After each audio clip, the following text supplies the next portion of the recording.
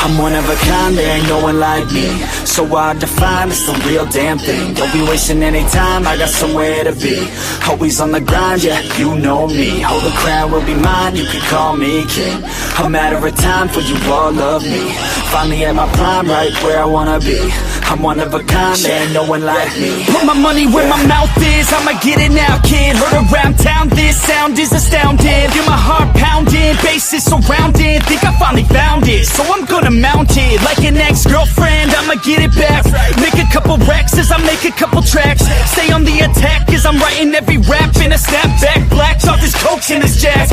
Man, I feel good, dog, I feel good. Woke up a little richer, also with a little wood. If I could teach this shit, man, really wish I could. So listen up closely, I'll give you a push. I raise hell every time my lyrics pop off. I take shots at the haters with a sawed off. Girl, you better keep me up or I'll nod off. One shot, all I got, I will not stop. I'm one of a kind, there ain't no one like me. So hard to find, it's the real damn thing. Don't be wasting any time, I got somewhere to be. Always on the grind, yeah, you know me. Hold the crown will be mine, you can call me king. A matter of time for you all love me. Find me at my prime, right where I wanna be. I'm one of a kind, there ain't no one like me. Yeah, it's not enough, man, I want more. I keep on doing business, open every single door. I wanna be the richest, so you see me up on Forbes. I can do this through my music, that's how I even the score. I don't take it slow, man, I want it bad. Every single day, I'll be carving out a path. Like a girl with a tat on her back, all black. I'ma take her right back to my pad where it's at.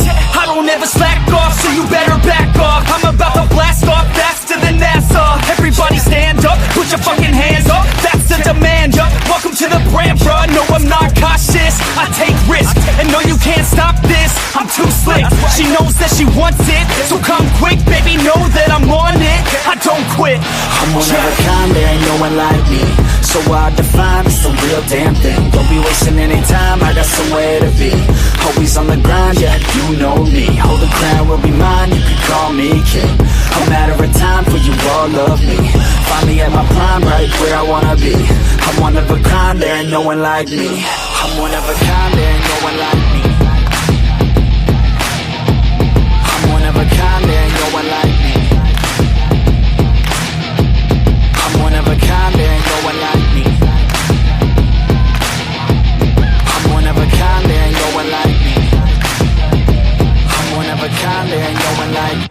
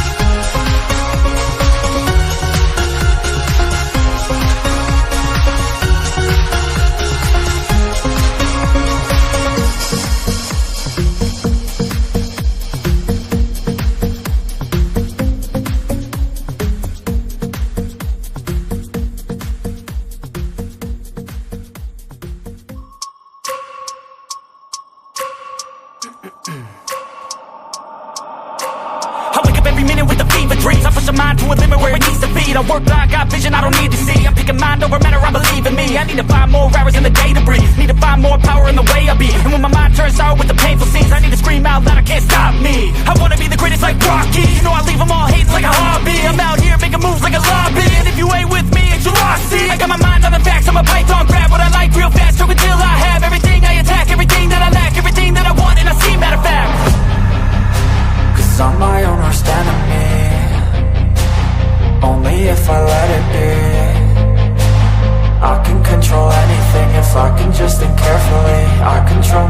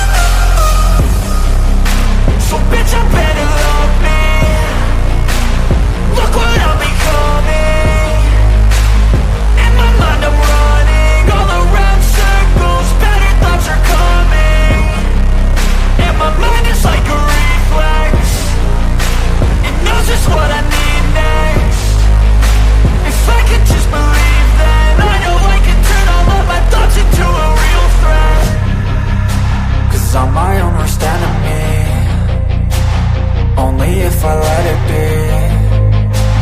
I can control anything if I can just think carefully. I control my destiny. Deep up in my mind I manifest it. Every morning I wake up obsessed, and everything I do the best. And deep within my mind, you know I'll always manifest it.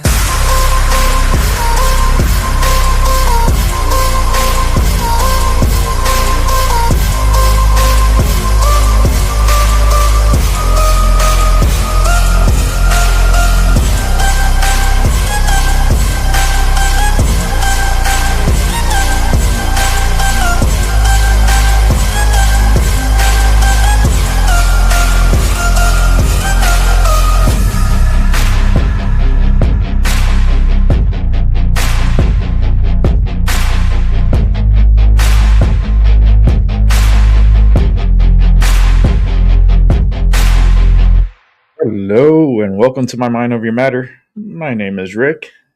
Happy Valentine's Day. Wow. This year is going by way too fast.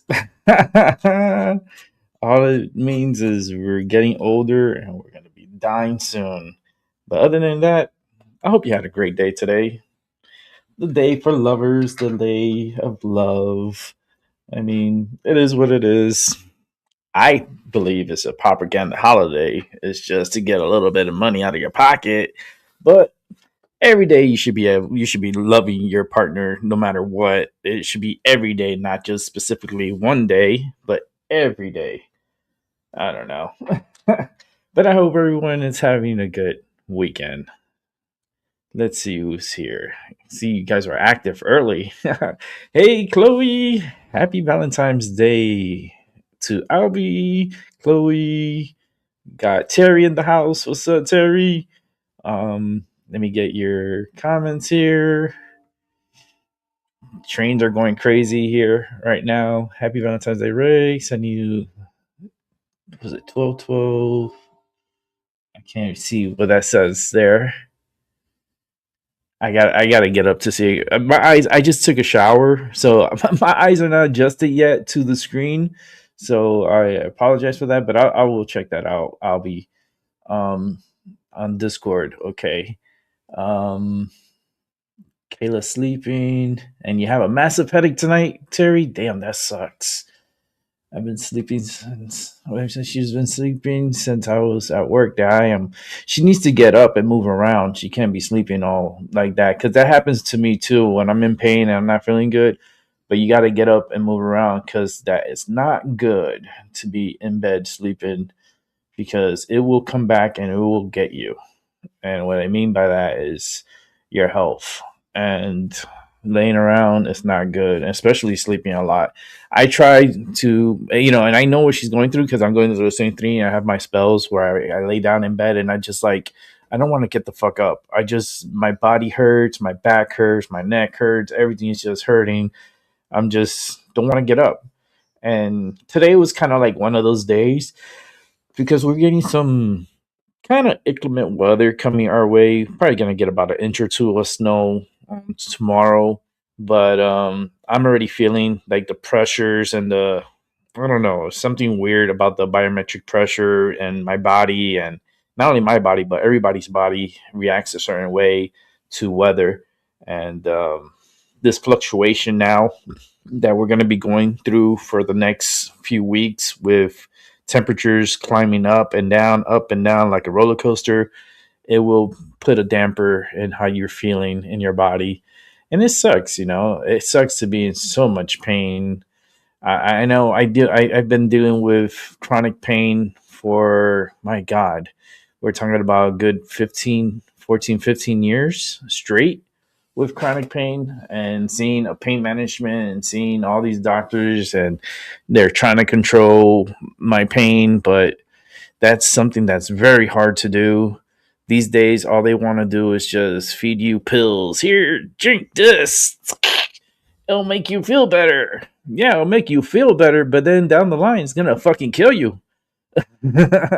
It's like, what is good these days that can help you? Because the last time I checked, pharmaceutical medicines are not the greatest, and they're more harmful than anything else. So you just got to be careful in what you take and how you handle yourself. um, Being in bed all day is not a good thing. Even though she wants to lay there and just be in bed, nope, you got to get up, you got to walk around, you got to move around, at least sit down, sit up, watch TV, but at least sit. That's what I do on this show, is for me not to be laying down on the bed. I come on here and I do the show and I sit up and I spend hours here doing this just to avoid laying on the bed. Because in the future, in the near future, I will be having surgery, and yes, I will be bedridden, and I may have to do my show from my bed. I may take some time off the show. I don't know exactly when that's going to happen. I got to come up with all these decisions, and I'm thinking if I do the surgery early, I could probably enjoy the late summer. But I it's all up to the doctors, man, and that's out of my hands. Let me see. 1 second. I have nothing set up for tonight's show. Nothing. And I am just gonna cherry pick what I see and then, try to figure this out. Let's try to figure this out together because there is a couple of good shows for us to watch. I mean, I got like Liberal Hive Mind that I'm setting up right now. I got a Jason A that I'm setting up right now, and let's see. Let's go ahead and we're gonna start off first with Jason A because he just uploaded right now, and I want to watch that because this is terrifying, chilling. It's based on the new Jeffrey Epstein, I guess. Let's see. Let's go ahead and resize this. Let me welcome you, John, and say, you look at the old footage, you're one of those people that looked older when you were young. Now you look a little young that you're older. I don't know how you did it. It's a fountain of youth, Ari. And it's good to be with you. And by the way, given that introduction, I have to say I'd rather be in this seat than Paul Manafort. To get up. This is my fourth time.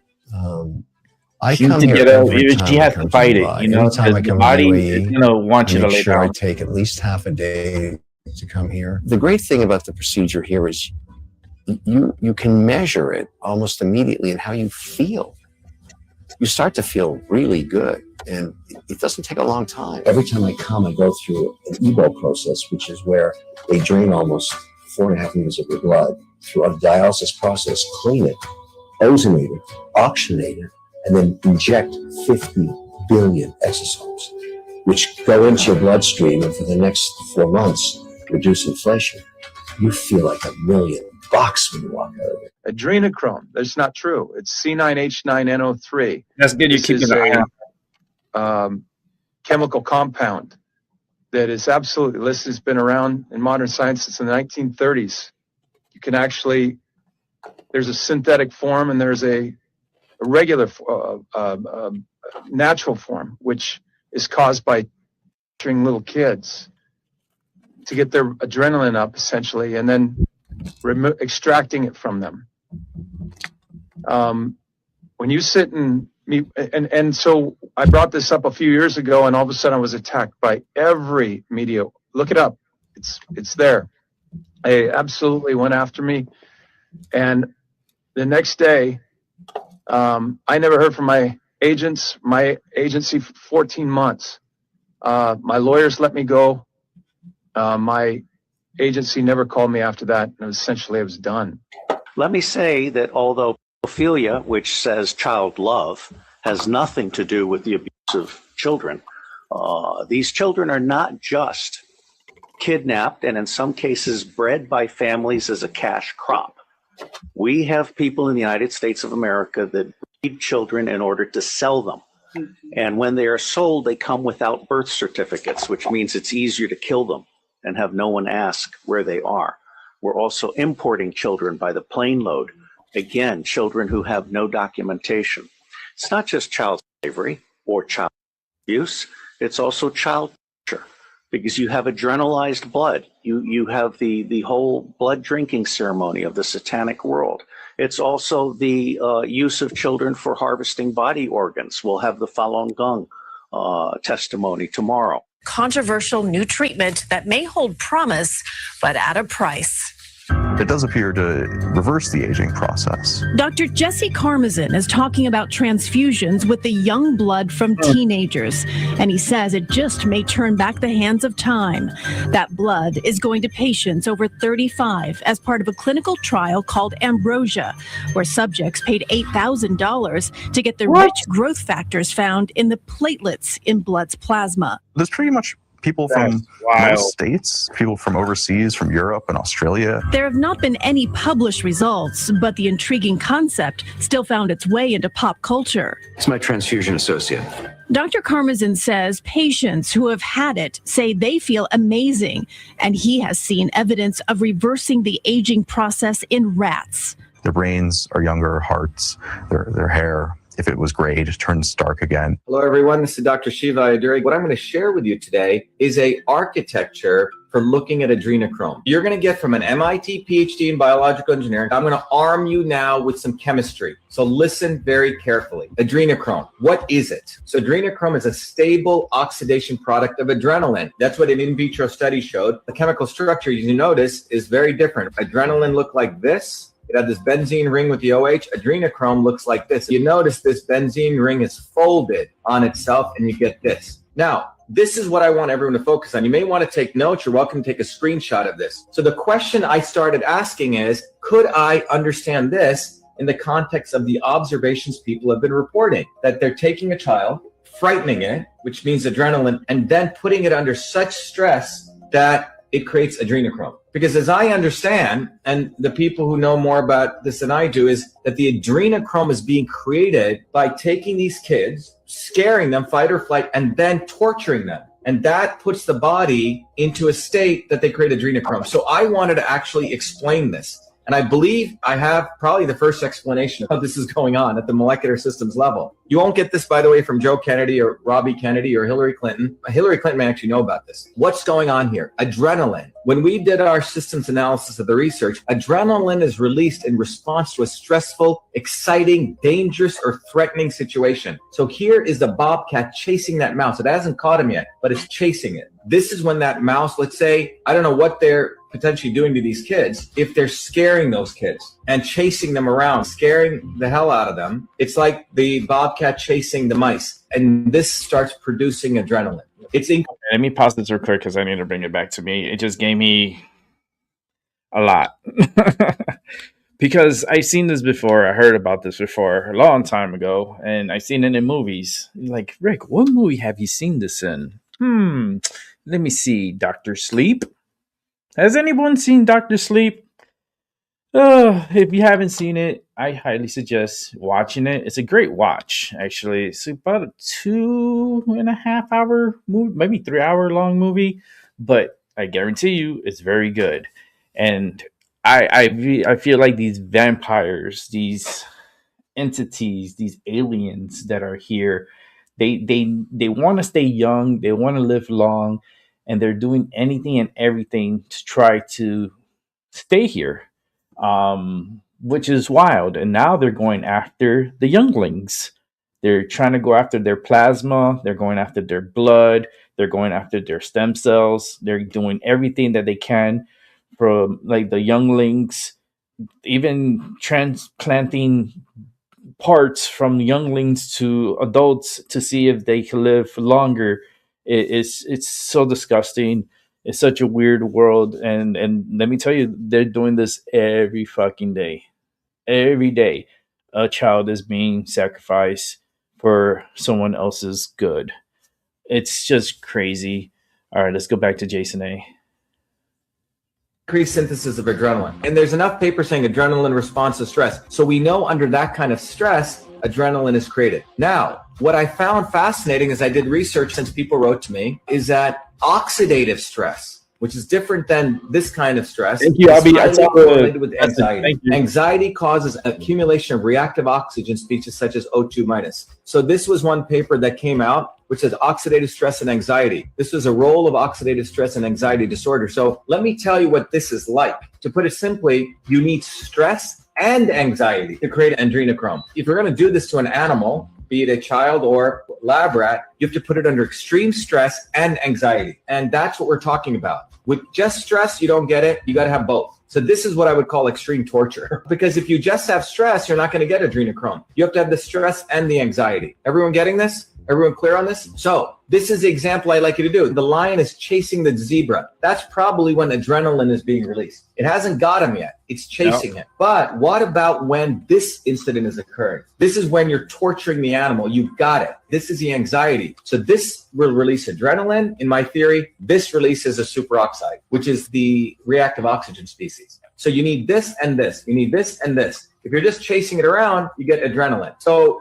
if we want to put it in perspective, you need the stress and the anxiety to get this. So you need both of this taking place. They're probably torturing whoever they're doing this to. This is sort of torture. Now, at least in the animal world, they probably do this quickly and get it over with. But if you assume you torture it more, you're going to get more of this species, more of this, more adrenochrome. So prolonged torture, more stress, more anxiety is going to get you this. So what I want to share with you, everyone, is I think I have a basis for understanding adrenochrome synthesis. And it falls in line with people have been saying they're torturing these kids. This is the big takeaway that you can say that Dr. Shiva just offered you. An explanation for this. An explanation so people don't think you're crazy when you say, well, the torturing releases adrenochrome. So I think I have a basis for this. And I hope this was helpful. And this is the kind of stuff that I will continue to do for you, to take a systems approach to take an attempt at explaining things. This is beyond left or right now. This is molecular systems biology, it's biochemistry. I think we have discovered a chemical basis for what people have been talking about with the fear and the stress. Thank you, everyone. Be the light, be well. Let's win this fight. Thank you. There has also been encouraging Alzheimer's research using young blood at Stanford. We found that it was safe and feasible to administer infusions of young plasma weekly. Dr. Sharon Shaw is a researcher who says they have seen evidence of improvement in functional ability. It's all very exciting that there can be components in blood that could be healing. Using a patient's own blood have been in demand as trendy vampire facials to fight wrinkles and as joint and tissue treatments to accelerate healing. A lot of goodies in blood. Dr. Houman Khorazani is using those rich PRPs in a study at Mount Sinai to regrow hair. We can actually use your own blood to stimulate like a young the body. The study is ongoing, but seeing short-term results, Dr. Khorazani is optimistic. It looks very positive. Experts agree there is still more research that needs to be done. There's still a lot of unknowns and a lot of factors that we don't know when we actually getting another person's growth factors and nutrient injected in us. Dr. Karmazin says that he plans to open a young blood lab in New York in the coming months. They already have it open. I'm pretty sure they already have, like, Kim Kardashian is probably the first person in there. She's probably in there like, oh, I need my blood transfusion. I need some young blood inside of me. Like, are you kidding me? You crazy creep. Like, I don't trust the Kardashians for anything. You know that, right? But I'll still do their readings. I'll still do a psychic reading for them. Like, I have that door open for Kim. Anytime she wants a psychic reading, I am more than welcome. She's more than welcome to come and ask me, and I'll give it to her. But I don't trust the bitch. I tell you right now, I don't trust the family. Family is very creepy as fuck. Creepy. All right, let's go ahead and go over to Liberal Hive Mind.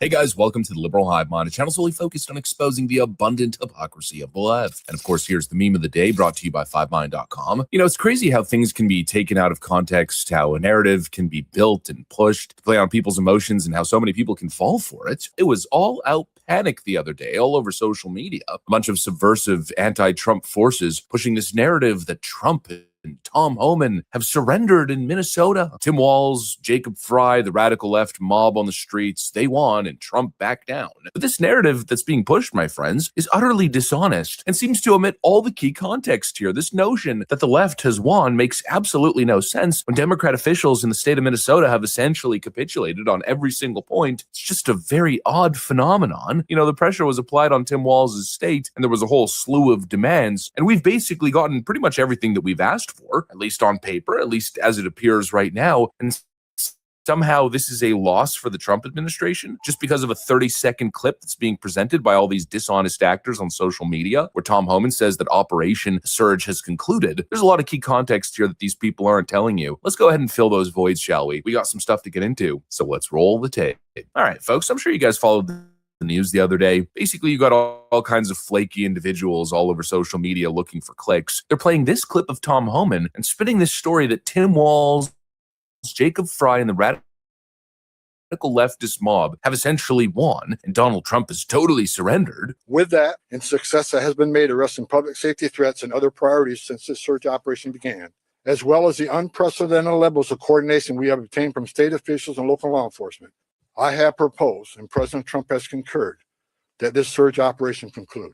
A significant drawdown has already been underway this week and will continue to the next week. But that moment from the Tom Homan press conference is being presented so incredibly dishonestly. You know, they conveniently don't mention the preface there. He starts off by saying that because of the unprecedented cooperation, they're going to draw down and they're concluding the operation. Caroline Levitt kind of puts that into context. She addressed the issue the next morning. He deployed Tom Homan to the state to do it, and Tom Homan has delivered on that mission. Two very important points. Number one, Tom Homan and President Trump have achieved an unprecedented level of cooperation from state and local officials in Minnesota. Nearly every single county has now agreed to notify ICE when they are releasing criminal illegal aliens from their jails. This creates a safer law enforcement environment for everyone, and it requires less manpower to detain these illegal aliens on the ground. And then number two, in his discussions, Mr. Homan was also able to achieve a level of cooperation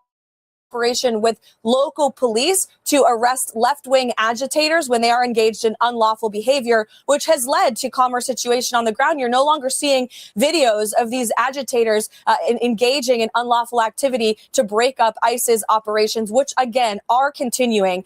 Nothing will ever stop President Trump and this administration from targeted immigration enforcement focusing on the worst of the worst criminals in American communities, and that includes in Minnesota. Now, the question I'm asking is, does that sound like failure and giving up? I mean, it's crazy how things can be spun to be the exact opposite of what they are. And what's interesting is what we've been saying for the last couple of weeks is that Operation Surge is actually not necessary, but rather was only happening because Democrats in that state refused to cooperate. Look at what's happening in Texas and Florida. There's actually more deportations happening in those two states, and it's not even close, but there's no big show of force because it's not necessary. And that's basically been the argument since day one. We've been telling these leftoids that the only way this operation slows down or stops is if A, you idiots get off the streets, or what's happening right now, local police forces actually do their force and start quelling the riots, and B, release the illegal immigrants into federal custody from your prisons and jails. And well, that's now happening. So obviously things can go back to normal. I mean, that was the entire argument. That's been saying is no longer necessary. And this doesn't mean that ICE and CBP are leaving the state. In fact, we know that that's not the case. The mass deportations continue, which is another part that all these characters on social media conveniently omitted with their 30-second little snippet there. With that, and success that has been made arresting public safety threats and other priorities since this search operation began, as well as the unprecedented levels of coordination we have obtained from state officials and local law enforcement, I have proposed, and President Trump has concurred, that this search operation conclude. A significant drawdown has already been underway this week and will continue to the next week. For those that say we are backing down from immigration enforcement or the promise of mass deportation, simply wrong. Look at the data. Record number of arrests and deportations under President Trump's first year, and we'll continue that effort. Prioritizing public safety threats and national security threats doesn't mean we forget about everybody else. We will take action on everybody else. That's just a stone cold fact. Tom Homan already addressed the issue during that press conference. They're not backing down from immigration enforcement. The mass deportations are continuing. Simply look at the data. He also said this. He sent me to Minneapolis to do three things: De-escalate, done. Take public safety threats off the street. Over 4,000 illegal aliens were arrested, done. Gain cooperation from state and local law enforcement so it makes the agent's job safer to arrest a public safety threat in the safety and security of a facility, done. But even though we're drawing down resources, we still want to have hundreds of special agents here drawing down on the fraud here from the Somatic community and others. Those fraud investigations are going to continue until they're done. We're going to hold people responsible. We're also got investigators here doing the church investigation to include Don Lemon. We're not walking away from anything. We've achieved what we came here for. This is like any other surge operation. LA, it ended. Los Angeles, it ended. Charlotte, it ended. New Orleans, it ended. This is ending the surge, but we're not going away. And let me say this. Over 800 flights a day land in St. Paul, Minnesota. If we need to come back, we'll come back. It's not over, not even close. And again, the key context here is simply look at other states that are actually cooperating. In those states, the deportation numbers are actually way higher. So theoretically, now that Minnesota officials, at least as we currently know it, of course, things could change. It appears they're finally cooperating. Well, things could actually ramp up rather than slow down, which makes sense since the DHS won't have to deal with the same impediment on the streets anymore. And really, as Tom Homan said earlier, simply look at the data. The idea that Trump's backing down on mass deportations ahead of the midterms, I think is an utterly ridiculous notion. Take a look at this chart right over here. Well, I think it visually tells the story. These are Donald Trump's monthly deportation numbers from his first term to now his second term, and it's cross-referenced with Obama's deportation numbers. Of course, Obama being known as the deporter-in-chief. Well, that doesn't appear like surrender. That appears like a total ramp-up. Trump's deportation numbers are hitting an all-time high, and I do not expect things to slow down anytime soon. And really, to come to that conclusion as if they've surrendered based on a 30-second snippet, it's just not the way this stuff is done. The mass panic from one statement alone, clipped completely out of context, missing all the important nuance, and of course, not even accounting for the discussion for what we've been talking about for the last couple of weeks and really the last couple of months. It just doesn't make any sense at all. And usually, if you want to come to that sort of conclusion that the mass deportations are coming to an end and Trump has totally capitulated and surrendered, well, maybe wait for the data, wait to see what happens, give it a little bit of time before you come to that kind of conclusion. But no, of course not. That's not how surge is concluding and, oh, it's the end of the world as we know it. Yeah, clearly that makes absolutely no sense. But of course, like I said, we'll have to continue following the data. The data is going to tell us the real story here. I'm seeing deportation numbers skyrocketing above Obama levels. I'm seeing cooperation from the Democrat side. Maybe that's proof that the pressure campaign actually worked. But if backtracks from that commitment, then we'll be in a completely different situation. And I'll be saying, okay, time to ramp up Operation Surge once again. But we simply aren't there yet. And the panic is totally uncalled for. Anyways, that's what I got, or that's my interpretation. Hopefully you enjoyed the video. If you did, make sure to leave a like and possibly subscribe. Thanks for watching, and I'll see you on the next one. Great one. Yeah, it's just, man, these days, the way everything's going on in the world. And then in fact, we know that that's not the case. Mass deportations can. It's like everything was going crazy for a second there. There's laws, right? And everyone, until today, we've been following the laws and on the Constitution also. But it seems like there's a certain people that don't believe in laws and Constitution, and yet they say they do, but they make up their own laws, and they believe that they can't be held accountable. That's the biggest problem in America today is accountability. I keep saying it, and I'm gonna say it until the day I die. The problem with America is the lack of accountability. There's no punishment for those who do wrong. And I think it's about time that we put our foot down, and people that have done wrong, they need to be held accountable for. So, that's all I could say. So let's go ahead and go to the next. We're going to watch here is Benny Johnson. Here we go.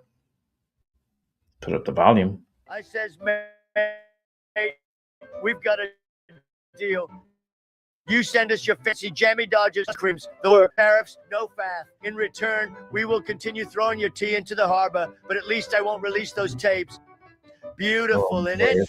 What's up, guys? It's Benny. The single most viral political ad in the last 10 years is right here on your screen right now. A kindly old gentlemanly British man wandering about his farm, engaging in farm duties, explaining that now is the time for British people to save their once great kingdom. His name is Rupert Lowe. He's a member of parliament, and he launches a new political party called Restore Britain. In this ad, Yeah, they're getting away with it. You'll see exactly why it's so viral. It's been seen by 20 million people at time of recording, 121,000 likes, 28,000 reposts, and 12,000 saves. This is properly viral.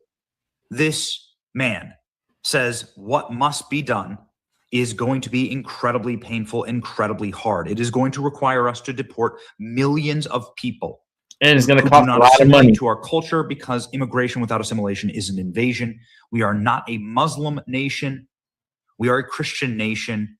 And it's time to get rid of the freeloaders, the parasites, the people. We need to get rid of Mandani. The people who are simply here to strip mine our culture. That's what we I've been need to waiting do. for a movement like this. You've been seeing it bubbling up in the We got our UK own and across Europe problems for quite a in while, New but York, now they're not being Florida, polite anymore. Michigan, They're being quite California, direct with what Oregon, must happen in the West. Washington In order State. to stop the first world from sinking I can name all the inexorably and states. quickly All the into the states have third world, problems with you're immigration. going to need to make a drastic and painful Give me change. a People hoodie. aren't going to like it, Cold.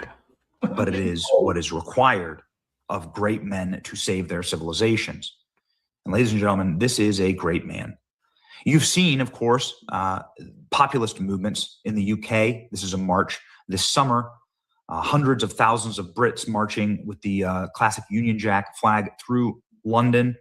Look at this monster march. It's hard to actually take in the magnanimity of it at all. It's majestic, beautiful, saying with one single voice, we are sick of the third world invasion of our land, and we are sick of them not viewing this country as great. We are Great Britain after all. They were even holding up veneration images of Charlie Kirk, for instance, a populist and beautiful nationalist movement that's fighting this ideology of Piers Morgan. Piers Morgan spoke with Tucker Carlson, talking about how he would trade white English people for a chicken tikka masala. He'd trade his homeland and its native people for spicy chicken. That's how you get this movement right here. My tiki masala is not bad. I had it before. A little spicy, but it does taste good. I have chosen to speak to you today from the farm because places like this represent what proper Britain is about. Hard work, responsibility, effort, duty, stewardship. This is the England I know, and this is the England that I love. On a farm, you don't think in election cycles or headlines or polling. You think in seasons. You think in generations, in what you leave behind to those who come after you. And that's why, here on the farm, I am now launching Restore Britain as a national political party. I'm now going to dedicate my life to finding, organizing, funding, and providing hundreds of qualified candidates to present to the British people at the next general election. This process has already started, with invitations being issued to patriots in aligned political parties, Reform, the Conservatives, the SDP, Advance, and more. In local politics, we will work in partnership with localized political parties, such as Great Yarmouth First, that have the best interests of their residents at heart, combining our forces at the next general election. The men and women standing for Restore in that election will not be politicians. I promise you that. They will not be failed ministers. They will not be tainted by failures of the past. They will be from business, from the military, from science, from medicine, from education, from industry, representing real communities up and down the country. Every single one will be from well outside the existing political establishment, and every single one will understand the difficult decisions that need to be taken, because there are no easy fixes. I'm not going to tell you comforting lies about the condition of our country. I have only ever been honest with the British people, and I will be straight with you now. Yeah, they are What is screwed. necessary will be incredibly painful. And then But for their the first government is time so in a very stupid long because you time, can't like talk voters will back have a because genuine then you get in alternative trouble with the which is police. truthful with them If you about say the something scale of what on now has to be done. The first multimedia, like priority is to control who comes to our in country, any social media, and more you get in importantly, trouble. who stays in our country. Restore Britain Like will what people not are doing just in stop Minnesota, mass you cannot do immigration. that in We UK will reverse because it. in UK automatically they throw you in Every jail, single which I think they illegal should do that migrant here. will be securely detained and then At least to the deported. fucking Democrats or the The crazy shit message they're doing. will be unrelenting.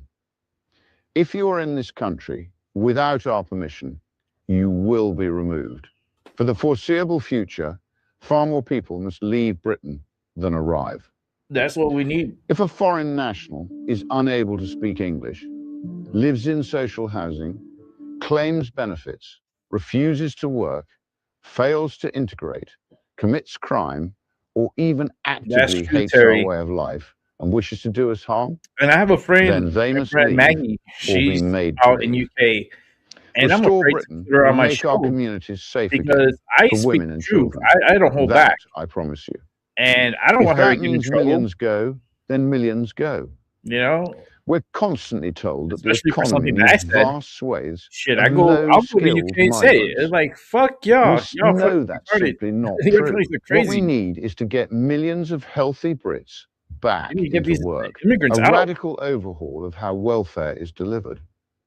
Protecting those in genuine need, but not funding healthy And I shirkers hate that word to live retarded. off the But back my of God, they hard-working are. men and women. If you can work, It's like they do you everything must work. backwards. It really is that simple. Restore Britain will be abundantly clear. And If I you blame consistently Biden refuse for work, what's then going you on will in the lose UK. your benefits. That has a lot We to do will with the punish Biden indolence, administration and the and lack. more importantly, we will reward success. We will provide vast economic incentives for men and women to start businesses, generate opportunities, build wealth, and create self-sufficient families. Standing here today on the farm, I know exactly what it means to deal with energy bills, labor shortages, regulation, unproductive paperwork, planning restrictions, tax, and endless uncertainty. The state has definitively become the enemy of the people. Restore Britain will burn away suffocating taxes on work and enterprise. We will slash unnecessary regulation. We will dismantle bloated quangos and the overbearing HR culture. We must crush parasitic Britain. We will restore long-term, stable, logical policy so that businesses can plan and invest and grow again. But Restore Britain is about much more than numbers on a spreadsheet. It's about who we are as a nation and who we are as a people. Britain is not just an economy. Britain is not just an idea. Britain is not just a passport. Britain is a nation. Britain is a people, our people. And Restore Britain will never allow that to be erased. We will celebrate our Christian heritage and the identity that built and shaped this country. Responsibility, restraint, forgiveness, duty, and fairness. In short, a high-trust society. That will mean defending our culture. That will mean resisting the relentless creep of radical Islam. That will mean banning the burqa, outlawing Sharia law, blocking cousin marriages, and reimposing our Christian-based rule of law. A Restore Britain government would legislate to ensure that no halal or kosher slaughter on British soil. This is Britain, and we will do things our way. This political party now exists for one reason: to restore Britain, to make it a better, safer, and more prosperous place for British men and women to raise their families. It will be difficult and it will be painful, but I assure you, it is possible. I hope you will consider joining me on this journey and becoming a member of our party. It is our country. It is now our collective responsibility to act. Together, we will restore Britain. Thank you. What must be done to save Britain and to save the West is going to be incredibly painful. It's going to be something that is a requirement My girls were like that today. Strong men. Both of my girls to save their lives. They came next to Otherwise, me. we're And wanted doomed. to lay next to me. Otherwise, we've been doomed. Now, Rupert Lowe, with that Especially announcement, Mama. is already in the runnings, Pastor polling number Mama, 3 for the next she UK Prime rarely Minister. lays With down that next message, to me. your But today primary she wanted to policy is give me a mass little bit of deportations, and I love. fully support you. She laid down Support next to from me. mainland Europe. We are here with you, Rupert. Every Because patriot she's so should join independent. Restore Britain. Patriot. She's great. I Rupert Lowe love is our her. man, and you have our full support. God be with you. But today she God gave be me with some Britain. love. America supports you. I support every single word of this. Your path to greatness. Let's make this man Prime Minister. Millions must go, says the official account. Let's go ahead and follow it. And now you can see the Restore Britain account has nearly 200,000 followers. Brand new account. This is a real movement. Cousin marriages must be banned. Find the lie. Why don't you start fighting these battles? Start fighting them out in the open. This is what must be done. You have to start explaining what Sharia law is. You have to start explaining what third worldism actually is. Americans got just a teeny taste of it in seeing what happened in Minneapolis, the destruction of that city, and what was going on with the Somali daycares. And now, ladies and gentlemen, it's time to drive it home, to explain the differences in culture. Otherwise, we're doomed. Yeah, we're going to be. So, well done, Rupert Lowe. This is how you save. This is how you save a first world nation. It's beautiful. Best that I've seen in a long time. Yeah, and definitely, listen, we need to come back to common sense. We need common sense to make a grand return, because right now things are just fucking too far left, too out of control. Like, there's no stability. Everything's just like, I guess, walking on eggshells. Because if you say something slightly right to the left, they fucking pop like you threw water on oil. That's how explosive they are. They just react a certain way, and it's like the demon is in them, and then you have to exercise the demon. It'd be like, do I have to turn into a priest now to exercise these people? Because there's a lot of people that need exercising on the left, because they got something in them, and it's not positive. It's very dark. All right, guys, let's see what else we got here. Let's go ahead and take this out. Let's go ahead and bring this back up, because this thing's still having audio problems. It's crazy, right? After months and months, and they still haven't fixed it. All right, let's check this out. Fix this here. Here we go. Well, I know here in Australia, we have been occupied with the question of who is to lead the Liberal Party. But in the US, there's another fight going on over who is going to lead the left. And our old friend Alexandria Ocasio-Cortez has just made a massive bid for the title.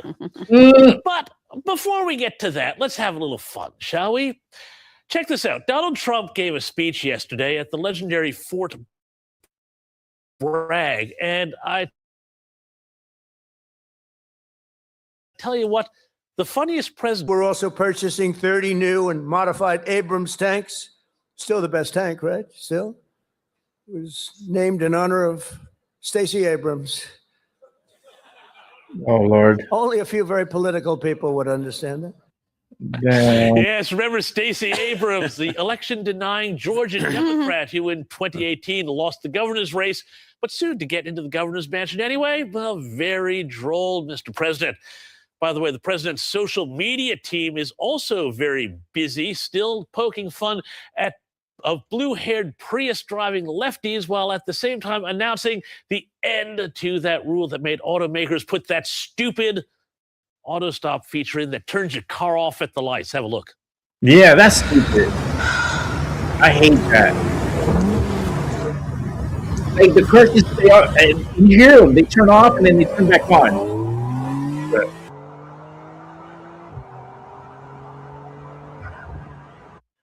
Yes, who cares about Gaza? I reckon Trump should win the Nobel Prize just for this move alone. And gosh, that auto-stop thing is really annoying. It is. But while the right is still having a laugh, It's the annoying left to listen is to it. deadly serious about taking control of the U.S. political system at the Who would buy a card 2028 that election does that? and imposing That card not would your give me typical anxiety. squishy Every center-left time the fucking governance, card turns but off, rather a quasi-Marxist, I get anxiety. race-obsessed Democrat socialism on the United States.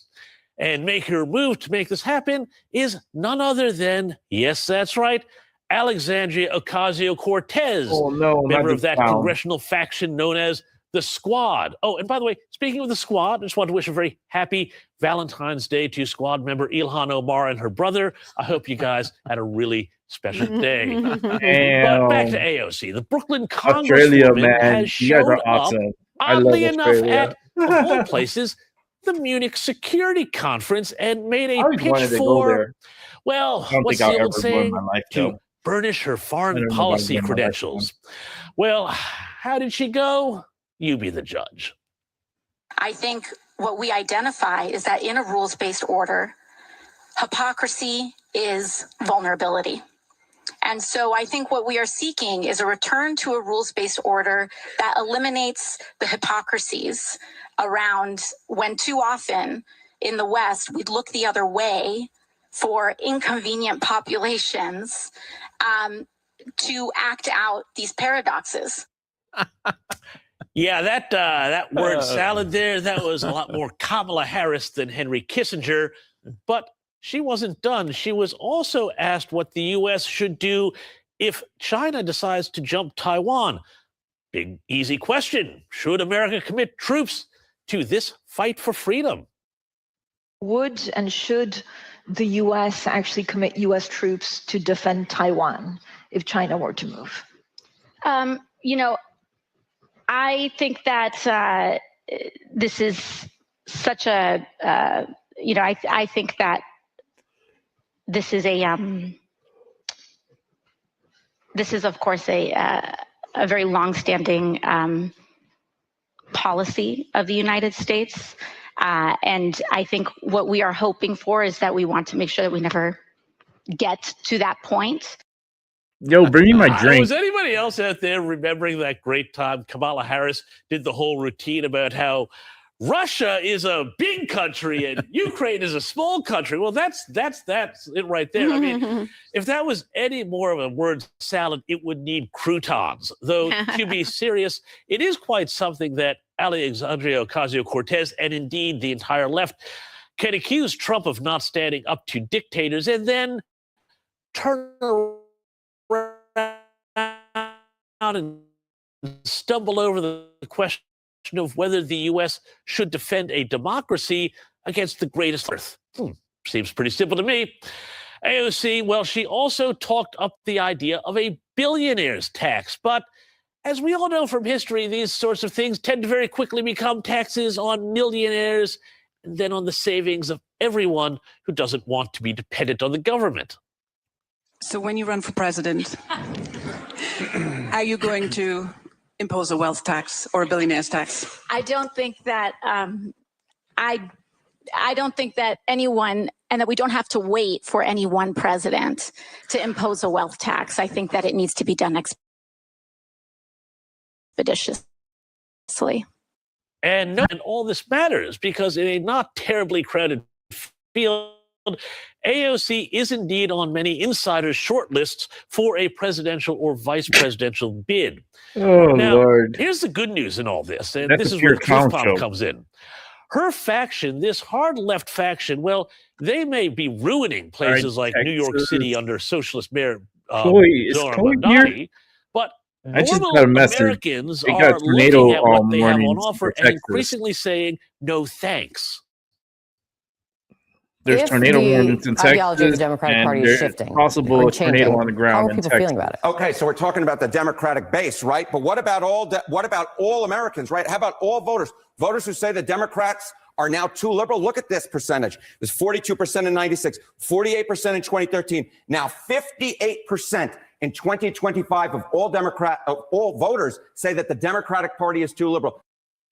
So the left is talking to themselves, not to the general public. How good, right? And that is going to explode in the Democrats' faces if they keep going down this road in 2028. Personally, I say bring it on. I mean, is it too early for me to get an AOC 2028 for President's bumper sticker for the Mustang? I won't have that little auto stop thing to deal with, will I? That is funny. I can't remember. Trying to fix this here. That's funny. Yeah, because have you like ever at a light, especially, you're waiting at the light and then the vehicle comes full next to you, and then all of a sudden it turns off, and then I look to the side and I look at the car and I look at the person. I'm like, I couldn't fucking drive. I couldn't be in that car. You couldn't see me in that car. For one, like that car would give me anxiety.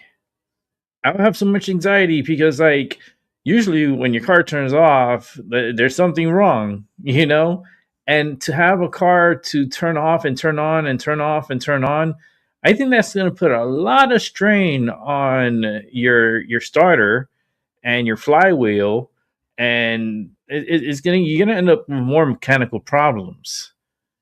I don't see how is it reasonable or how is it gonna help having the car constantly turn off, turn on, turn off, turn on, turn off, turn on everywhere you fucking go. Like, that's not good. That's not good. Still got this sound problem. I cannot believe this. I'm not taking pictures anymore of this shit.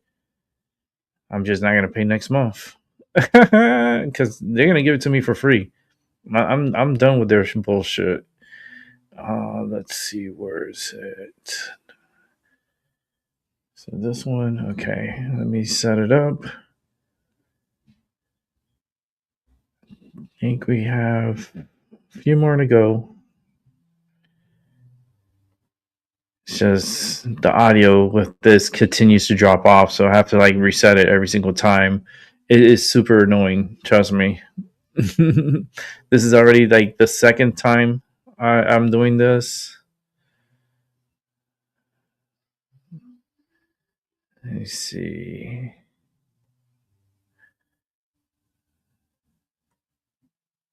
Of course, I gotta put this on. Sending the world's largest aircraft carrier strike group to the Middle East, the USS Gerald Ford, joining what President Trump calls a quote AOZ is a armada. fucking clown. Take a look at our presence. Fuck that bitch. She's Puerto Rican. I can talk shit about her. he I'm Puerto Rican too. So fuck you, AOC. Go give me a drink, bitch. This is a look at the Navy ships that are already assembled there, and it is Like, an impressive she acts like armada, a as the super president bitch. calls it. He has Like a super warned Karen. Iran that it is time I can't, I can't. stop their Iranian nuclear Those program, Puerto weapons Ricans, program, you just or throw he them in the says it will be, garbage. quote, Look, quite the trainer truth is here. very traumatic. What I Senior said, White throw House her in the correspondent garbage. Jackie Heinrich reporting live from the North Lawn. Jackie, you've got these negotiations going on, and then you have the presence, this huge military presence to back it up. That's right, Martha. And the president says To he be my thinks bartender. negotiations with You're Iran not the will be simple successful. Jack But and according to the New York Coke. Times, No. the options How Mr. can you fuck Trump up has the been Jack and weighing Coke? include military action targeting Iran's My nuclear God. program and ability to launch ballistic missiles, according What to a- 3 U.S. that's officials. crazy, right? He's also considering options that would include sending American commandos to go after certain Iranian military targets, the officials said. All this week, President Trump has reiterated he would rather make a deal than pursue a military option. But something pushed him to redirect USS Gerald R. Ford from the Caribbean to the Middle East. Because they re-establishing the nuclear. Talk about why you made that choice. Well, in case we don't make a deal, we'll need it. If we don't have a deal, we'll need it. If we have a deal, we could cut it short. It'll be leaving very soon. We have one out there that just arrived. They're gonna force a deal with Iran. I'm telling you, they're gonna hit them. A very big force. It'll take about a week for the USS Gerald R. Ford to reach Yeah, the it takes Middle about a East week. when it leaves Venezuela. Today at Fort Bragg, the president honored the He left special Venezuela. forces who helped capture Maduro there. Now, Israeli Prime Minister Benjamin Netanyahu They left has made Venezuela no secret about that 4 he days doubts ago. very much that Maybe like Iran four- can be yeah, about trusted 4 or to 5 make days ago. a deal. But They left President Trump has also Venezuela. faced criticism over his decision to work with Venezuela's interim government after capturing Maduro, which he says is going very well. Martha.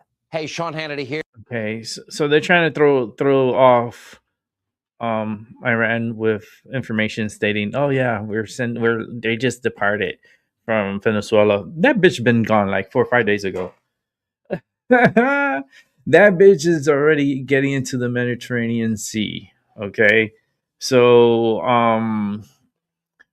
pretty soon we don't send equipment anywhere for no reason, and that time is almost up, and we are going to be being entertained by the most craziest like attack that's gonna be. I hope we don't see it, but I have a feeling we are. And if we are gonna see it, I will be reporting on it here live, and we'll get live feed on whenever it happens. I'm anticipating it happening because the Iranians, they're slick. They're not trustworthy people, especially the Ayatollah. Like they have like nuclear, I would say a rich uranium for sure. They got a rich uranium, and it's very deep underground, and it's in the mountains. And that's one thing that we didn't really hit is the mountains and go after their weapons. And I believe this time around, Trump is not going to play. He's going to send all his B-2 bombers with their bunker buster bombs, and they're gonna go after and they're gonna hit them really, really hard. It's not just gonna be a couple of bunker busters and that's it. No, this is gonna be that's it. It's over. You know, like we gave you a chance. You decided you don't want to make a deal, and you want to go against the grain. They're gonna try to push it. You know why? You want to know why? Because of Israel. This all has to do with Israel. At the end of the day, it's about Israel. It'll always be about Israel, because Israel. I don't understand a country that sacrifices Jesus, yet we have to protect them because they now. Oh my God, Jesus was here. He walked our grounds, and we worship him and this and that. But you motherfuckers are the ones that killed him. You're the ones that gave him to the Romans. Like, like what? And then we have to like follow the Jews and all. No. Like that story is so broken, and that's why they continue to have fights and wars out there. There's never been peace, and there will never be peace because they're too much self. They only care about themselves and their ways, and they don't care about helping or being there for anybody else but themselves. That's what's called selfish. Okay. And Israel is very selfish. When have you ever heard, oh my God, Israel is stepping up to help anybody in the world? Like, when you ever hear them stepping up doing anything? No, the only thing you hear is there's always attacking Gaza, or they're attacking their neighbors, or doing some kind of operations, and they have weapons that they're not supposed to be having, but they still have it, and the U.S. doesn't do anything about it because it's Israel, the home of Jesus. Like they posterized the baby Jesus, and they were like, yes, he was from here. Look, you could walk the same grounds he walked in. Look. But the same people, the same Jewish people that walked those grounds gave him up. And then he was put on a fucking cross and had him pretty much sacrificed, like in front of everybody. And nobody went there to save him or anything like that. No. So I that story and that book, and it's very incomplete book.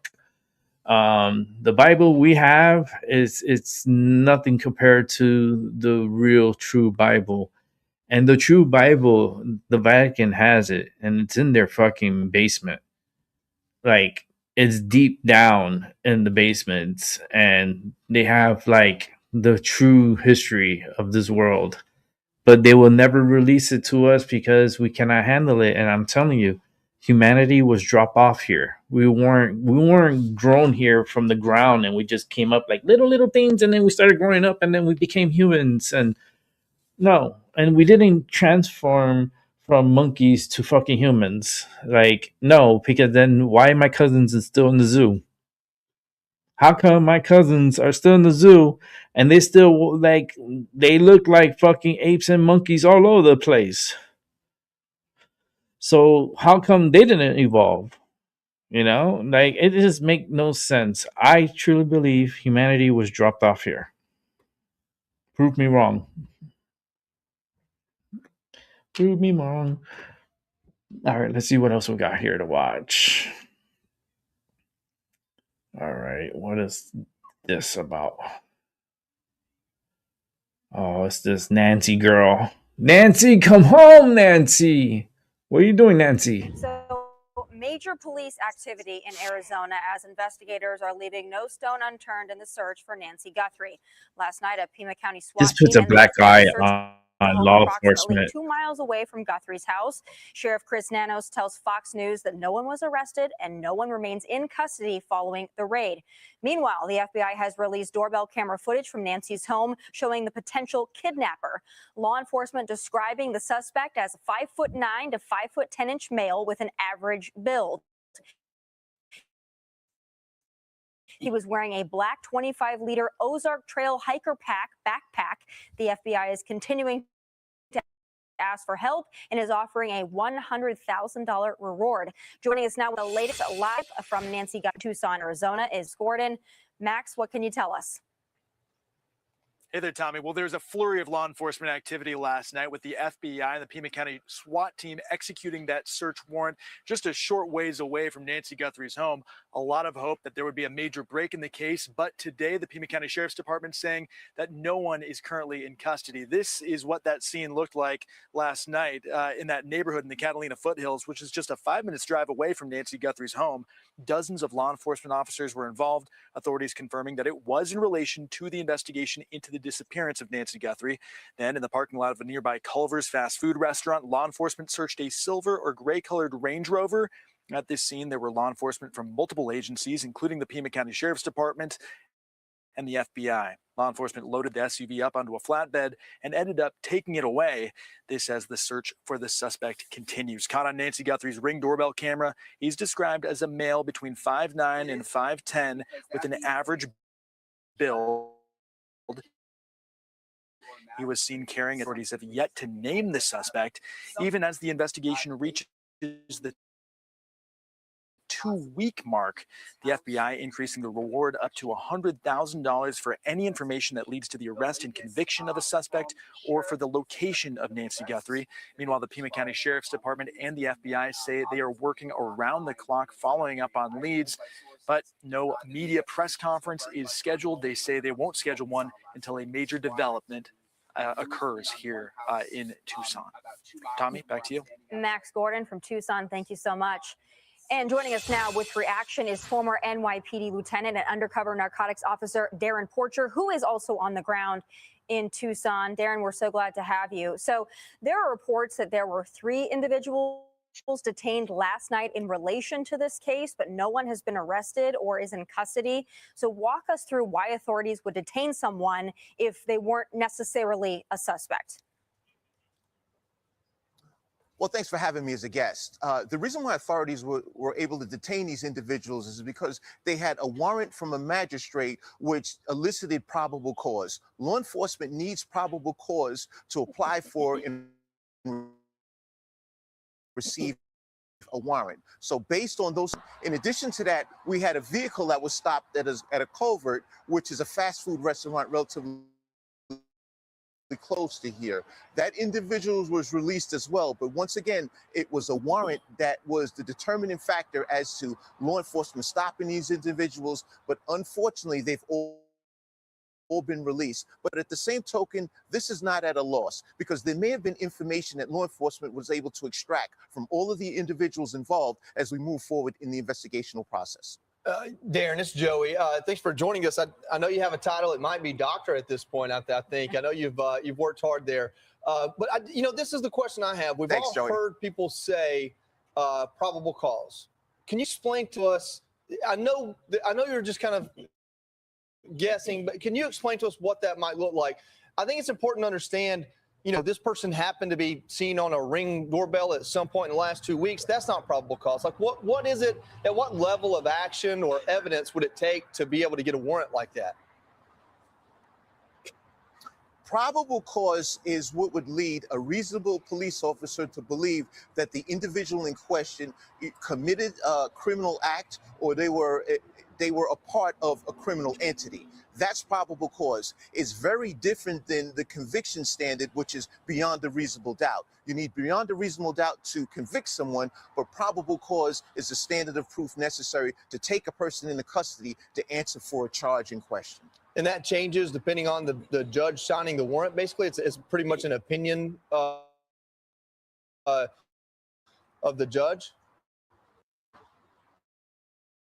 Or supported conclusions to be introduced into the process. The judge oftentimes is going to check the information that's presented to them to determine if this is a reliable source and it's necessary to move forward as it relates to an arrest or a search in particular. So in this instance, we had a search, but we didn't have arrests. However, we did have individuals that were taken into custody, but they were referred to, which we'll refer to as detainees, but those individuals were not arrested.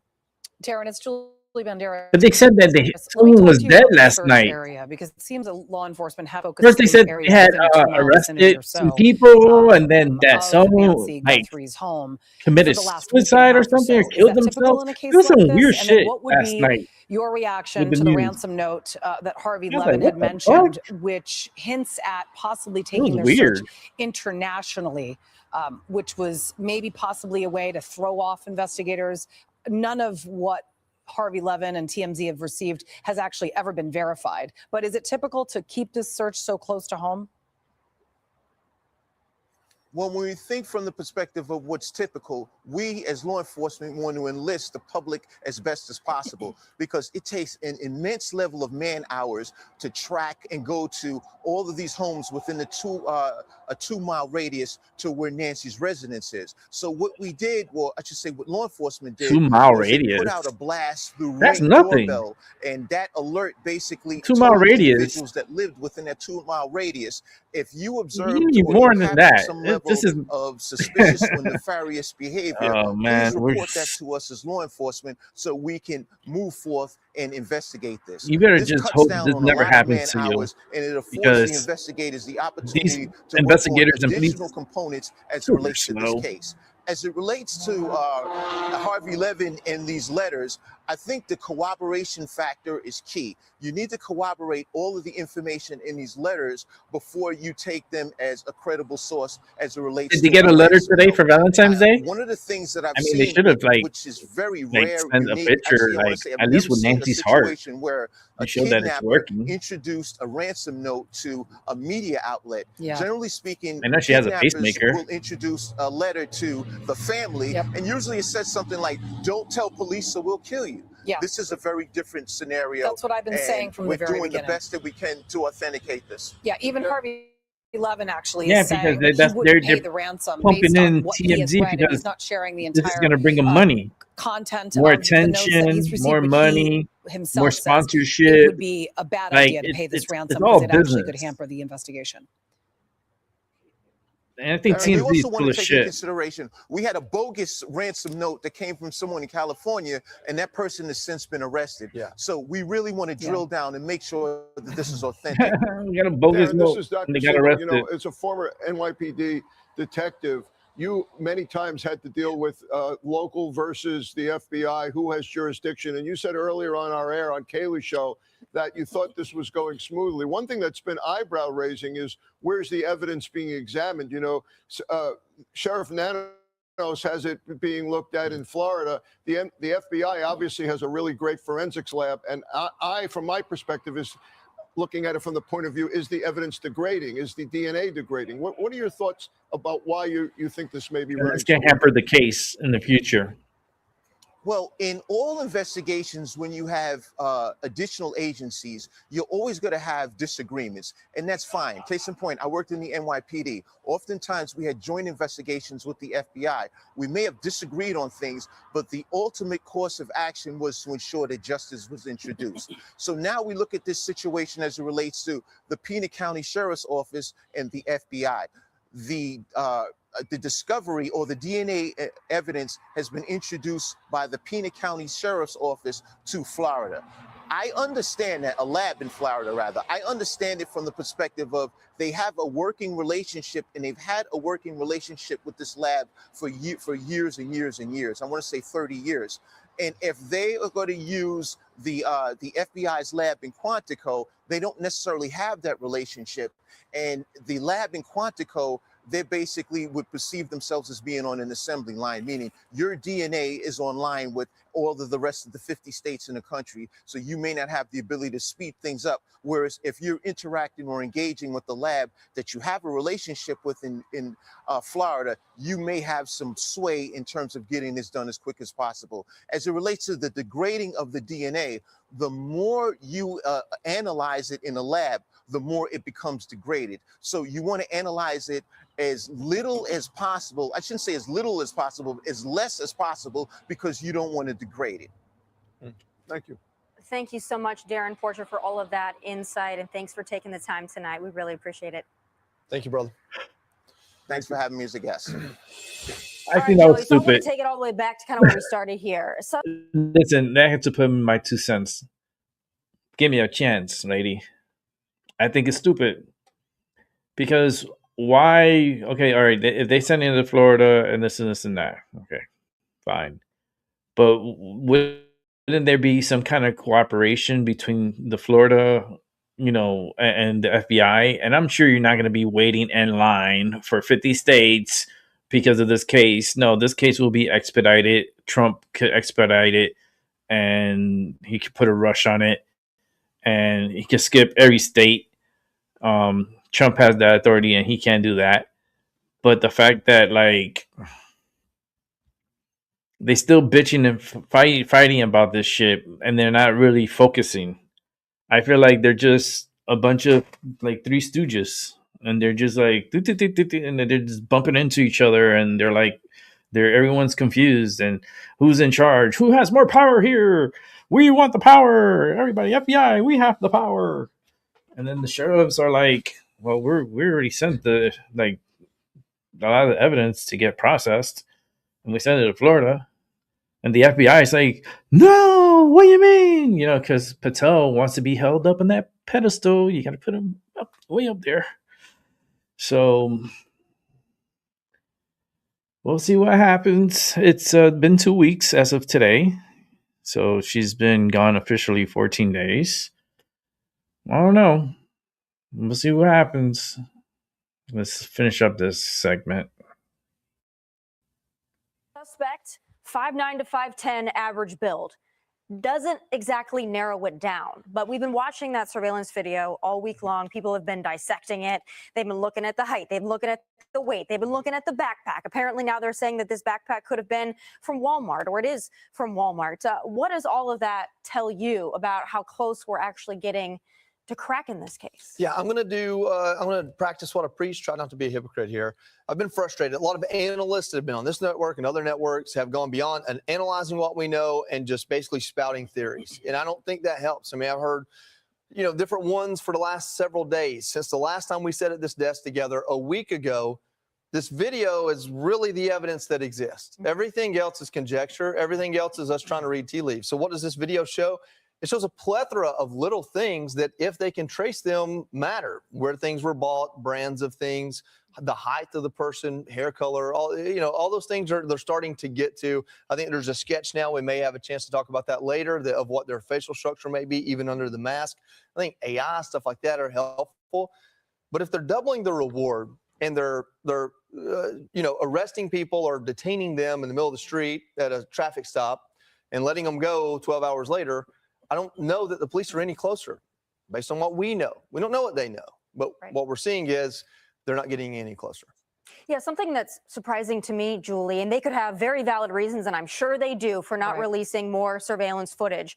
But the fact that this is the only video we have, I think it leaves a lot of questions as to why is there not more video? Why don't we have video, or why is there not been video released? Other angles the night before. So this is really what we have, and it's a clear video as far as you can see somebody approaching the home. But as far as video evidence, that's all we've gotten. Right. So on a case like this, obviously, my biggest pet peeve is when a lot of people love to speculate online. I mean, the speculation and the rumors online are out of control, but you stick to the facts and you stick to the evidence. So you've got the evidence of the video, obviously. But what I thought was interesting in the last 24 hours is that they did discover DNA that does not belong to somebody close to Nancy Guthrie in her home. So that means they've tested the DNA of every single family member. That means that the son-in-law has been tested, and Annie, the daughter, has been tested. Obviously, Savannah's DNA, so that they can't confuse it with other DNA found in the home. So they do have DNA that does belong to someone who's not in the close family circle. And that, I believe, will be very interesting. The DNA samples that were sent to Florida, I find to be interesting. Why wouldn't they use the FBI there? There was some talk of Because the sheriff Savannah opened the Guthrie case telling the first, sheriff that and they got all the no longer information, really need and then him they in this sent all the case information. because the FBI is doing such an excellent job. The FBI but came they in are also second. playing catch up. I thought Darren Porcher gave Yeah. a great answer to that, one I wasn't expecting. Yeah. About relationships between the sheriff and a particular lab. But I agree with you. That FBI lab is number one. Yeah. The other point I want to make here is Joey's point about speculation. Excellent. It's way too much of that. Michael Bodden, forensic pathologist who's extraordinaire, said to me that he thinks the biggest issue with this case from the beginning is they didn't cordon off the area early enough and get everybody out of there. I think, and we can explore this. We've got today and tomorrow, but part of it that was pointed out last week when we were on the show is it tornado wasn't warnings. viewed as a crime immediately. It was a missing person.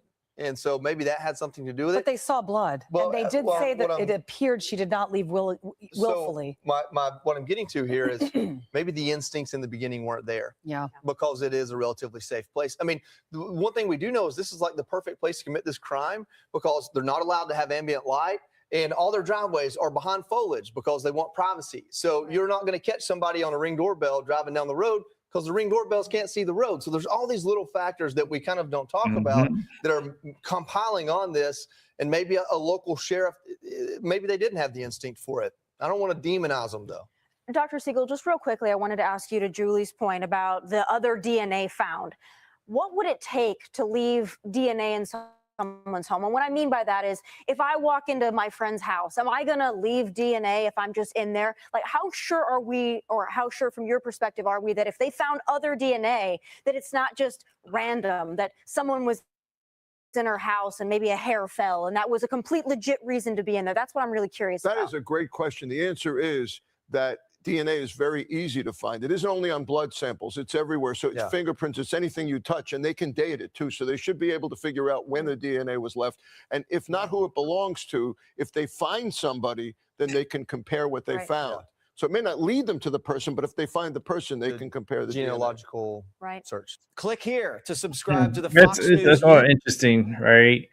But like I said earlier, the sheriffs were the ones first to get there and start the investigation and did all their work, and then they gave the house back to the family. Okay? The reporters walked up to the door.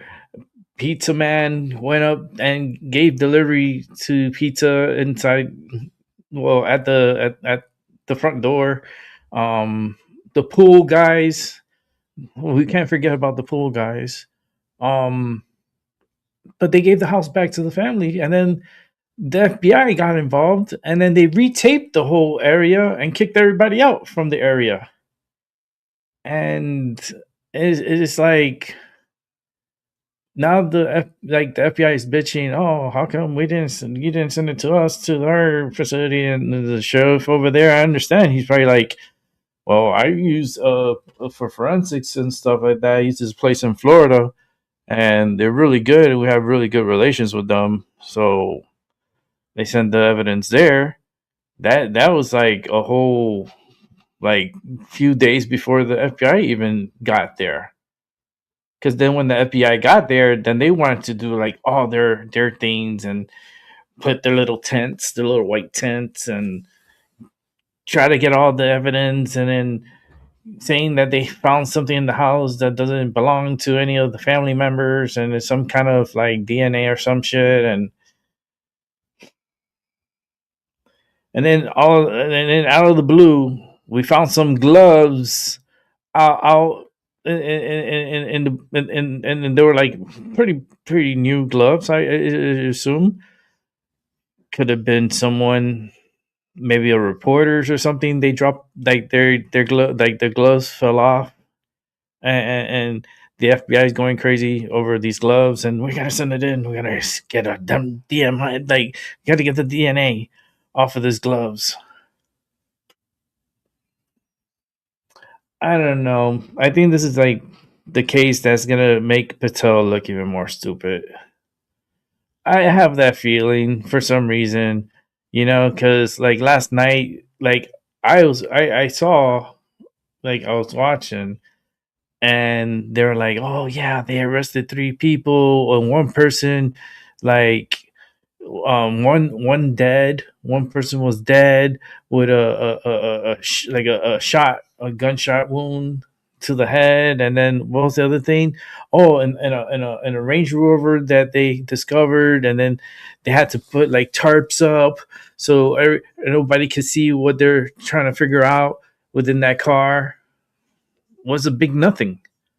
So it's like, are they putting themselves in the corner to be like, damn, we're fucked? I mean, when do we say we're fucked? Because this lady's been 14 days without her medications, and she's on a pacemaker. Are they feeding her? Are they letting her bathe? Letting her use the restroom? Is she even alive at this point? Is she in a shallow grave? Yeah. And all this distraction with the Bitcoin and sending these letters to TMZ is to help them pretty much get away from the area by putting these ransoms and these notes and demanding a Bitcoin. What was it, $10,000 worth of Bitcoin, which was stupid. They would just say 2 Bitcoins. And it'll be like 137. How much was it? I think it was like 137,976. I'm guessing in 12 cents. I think I'm pretty close with the numbers.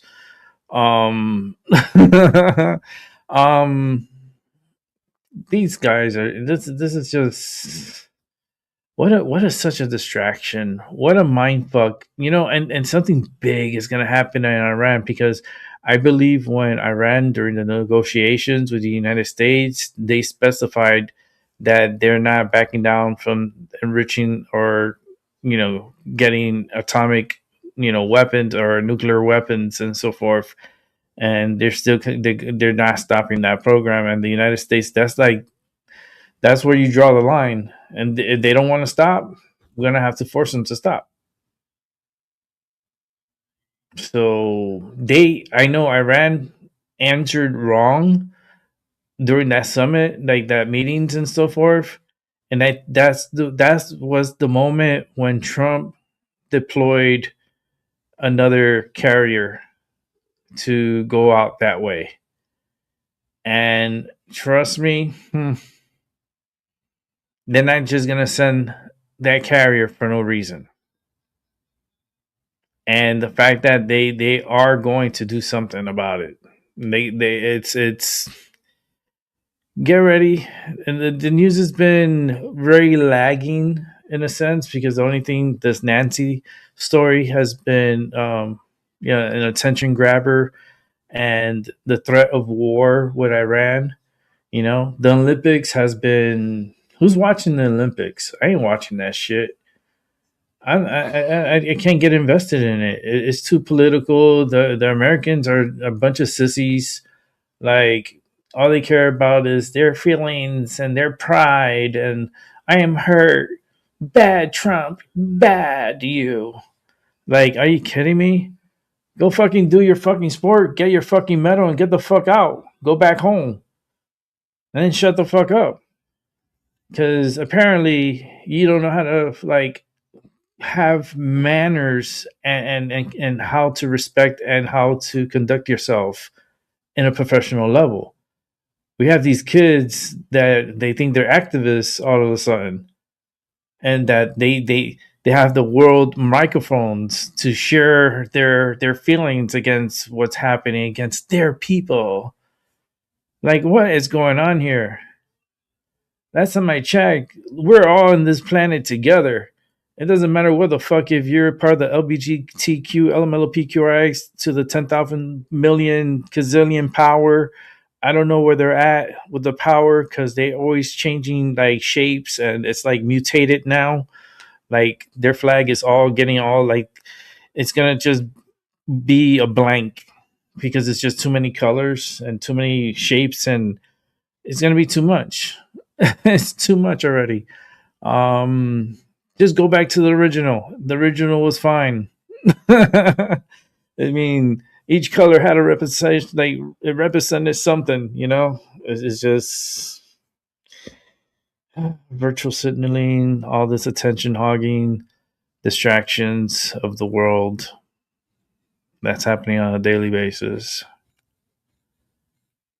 And is it going to stop? No.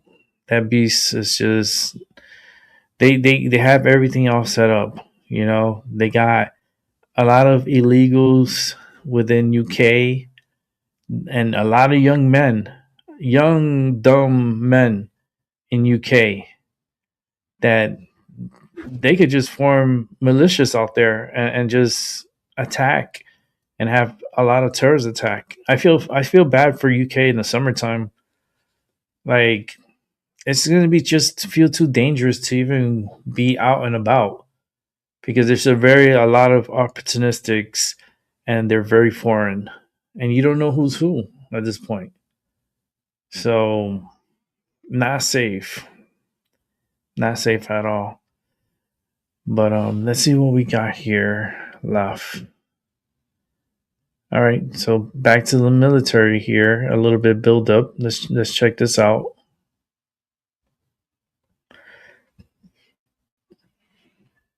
Of sustained weeks-long operations against. Hold on, let's start it over.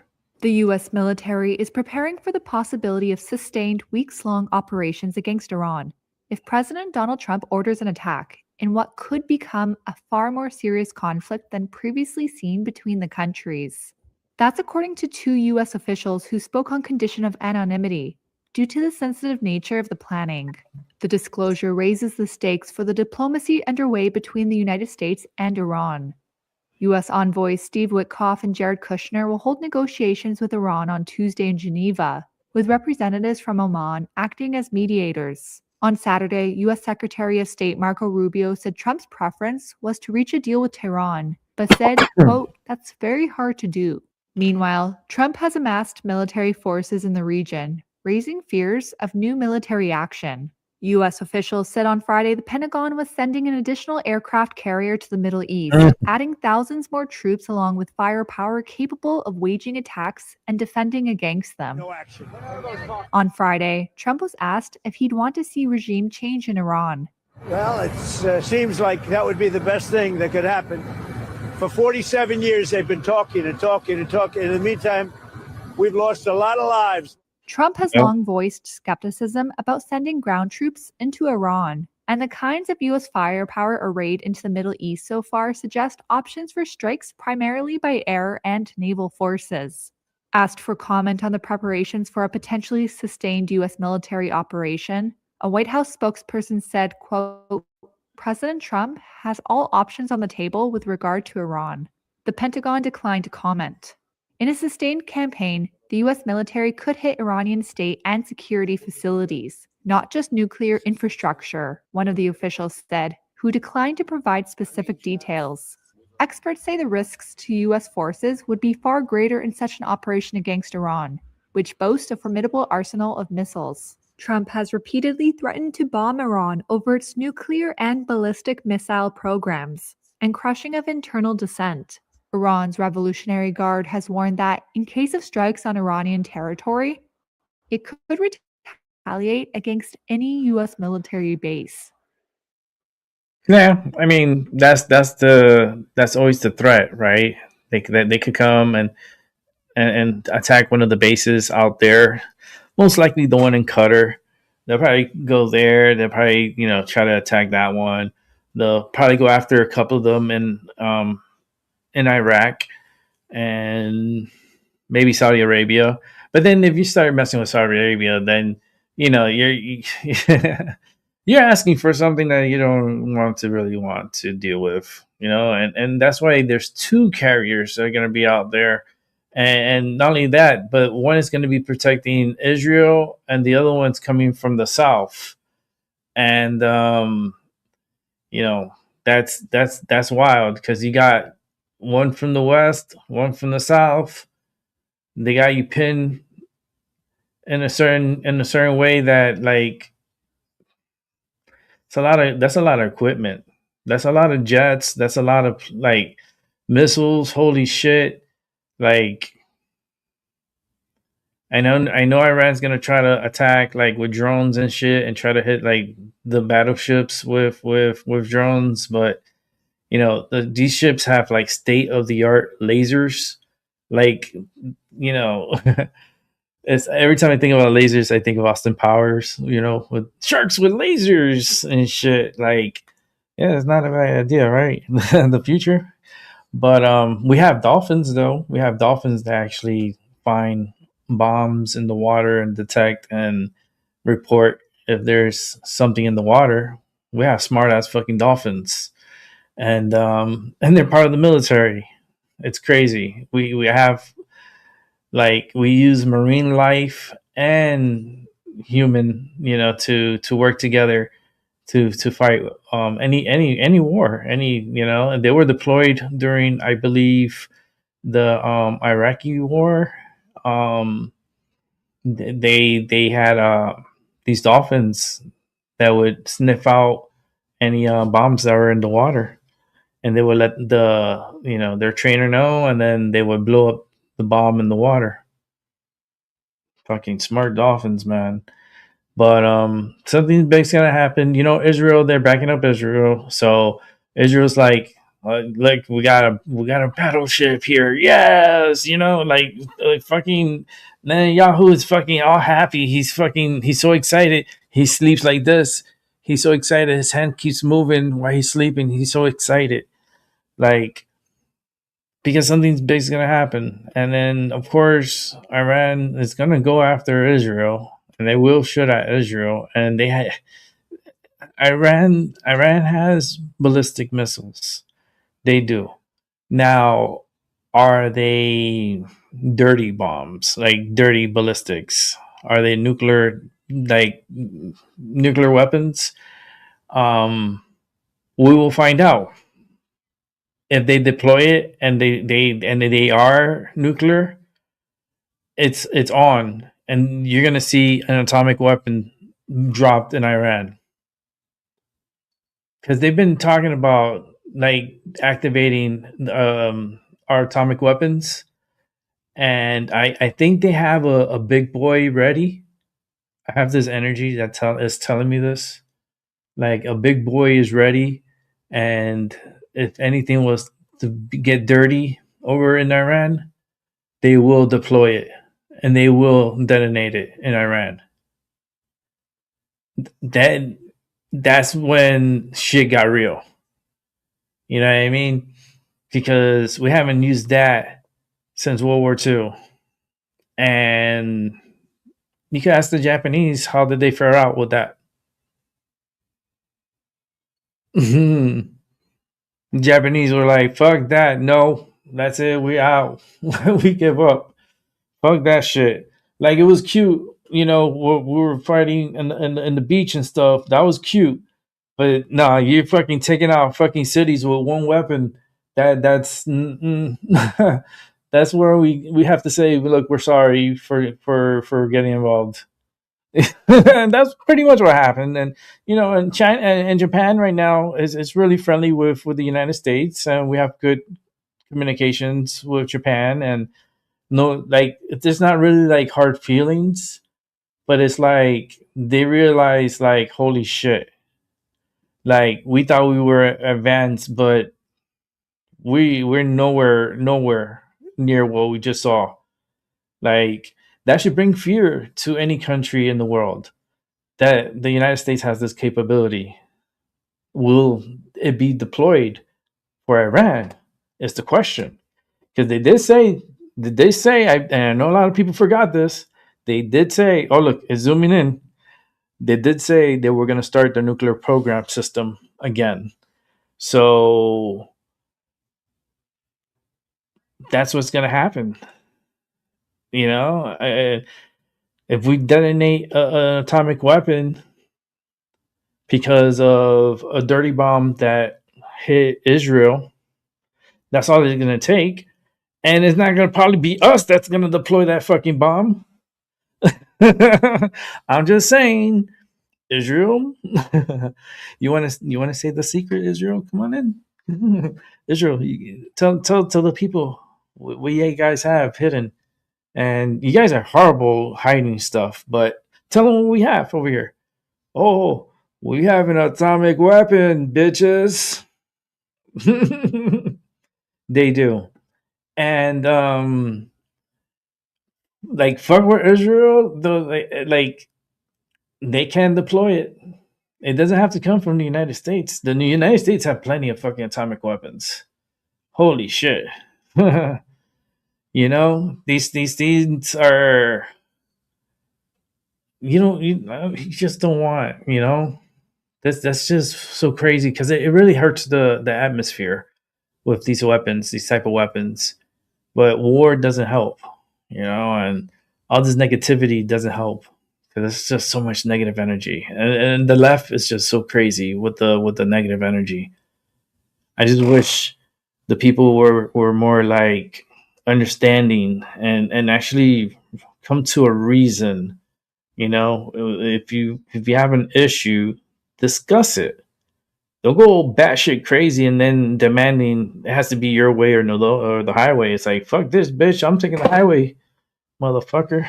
I ain't dealing with this shit.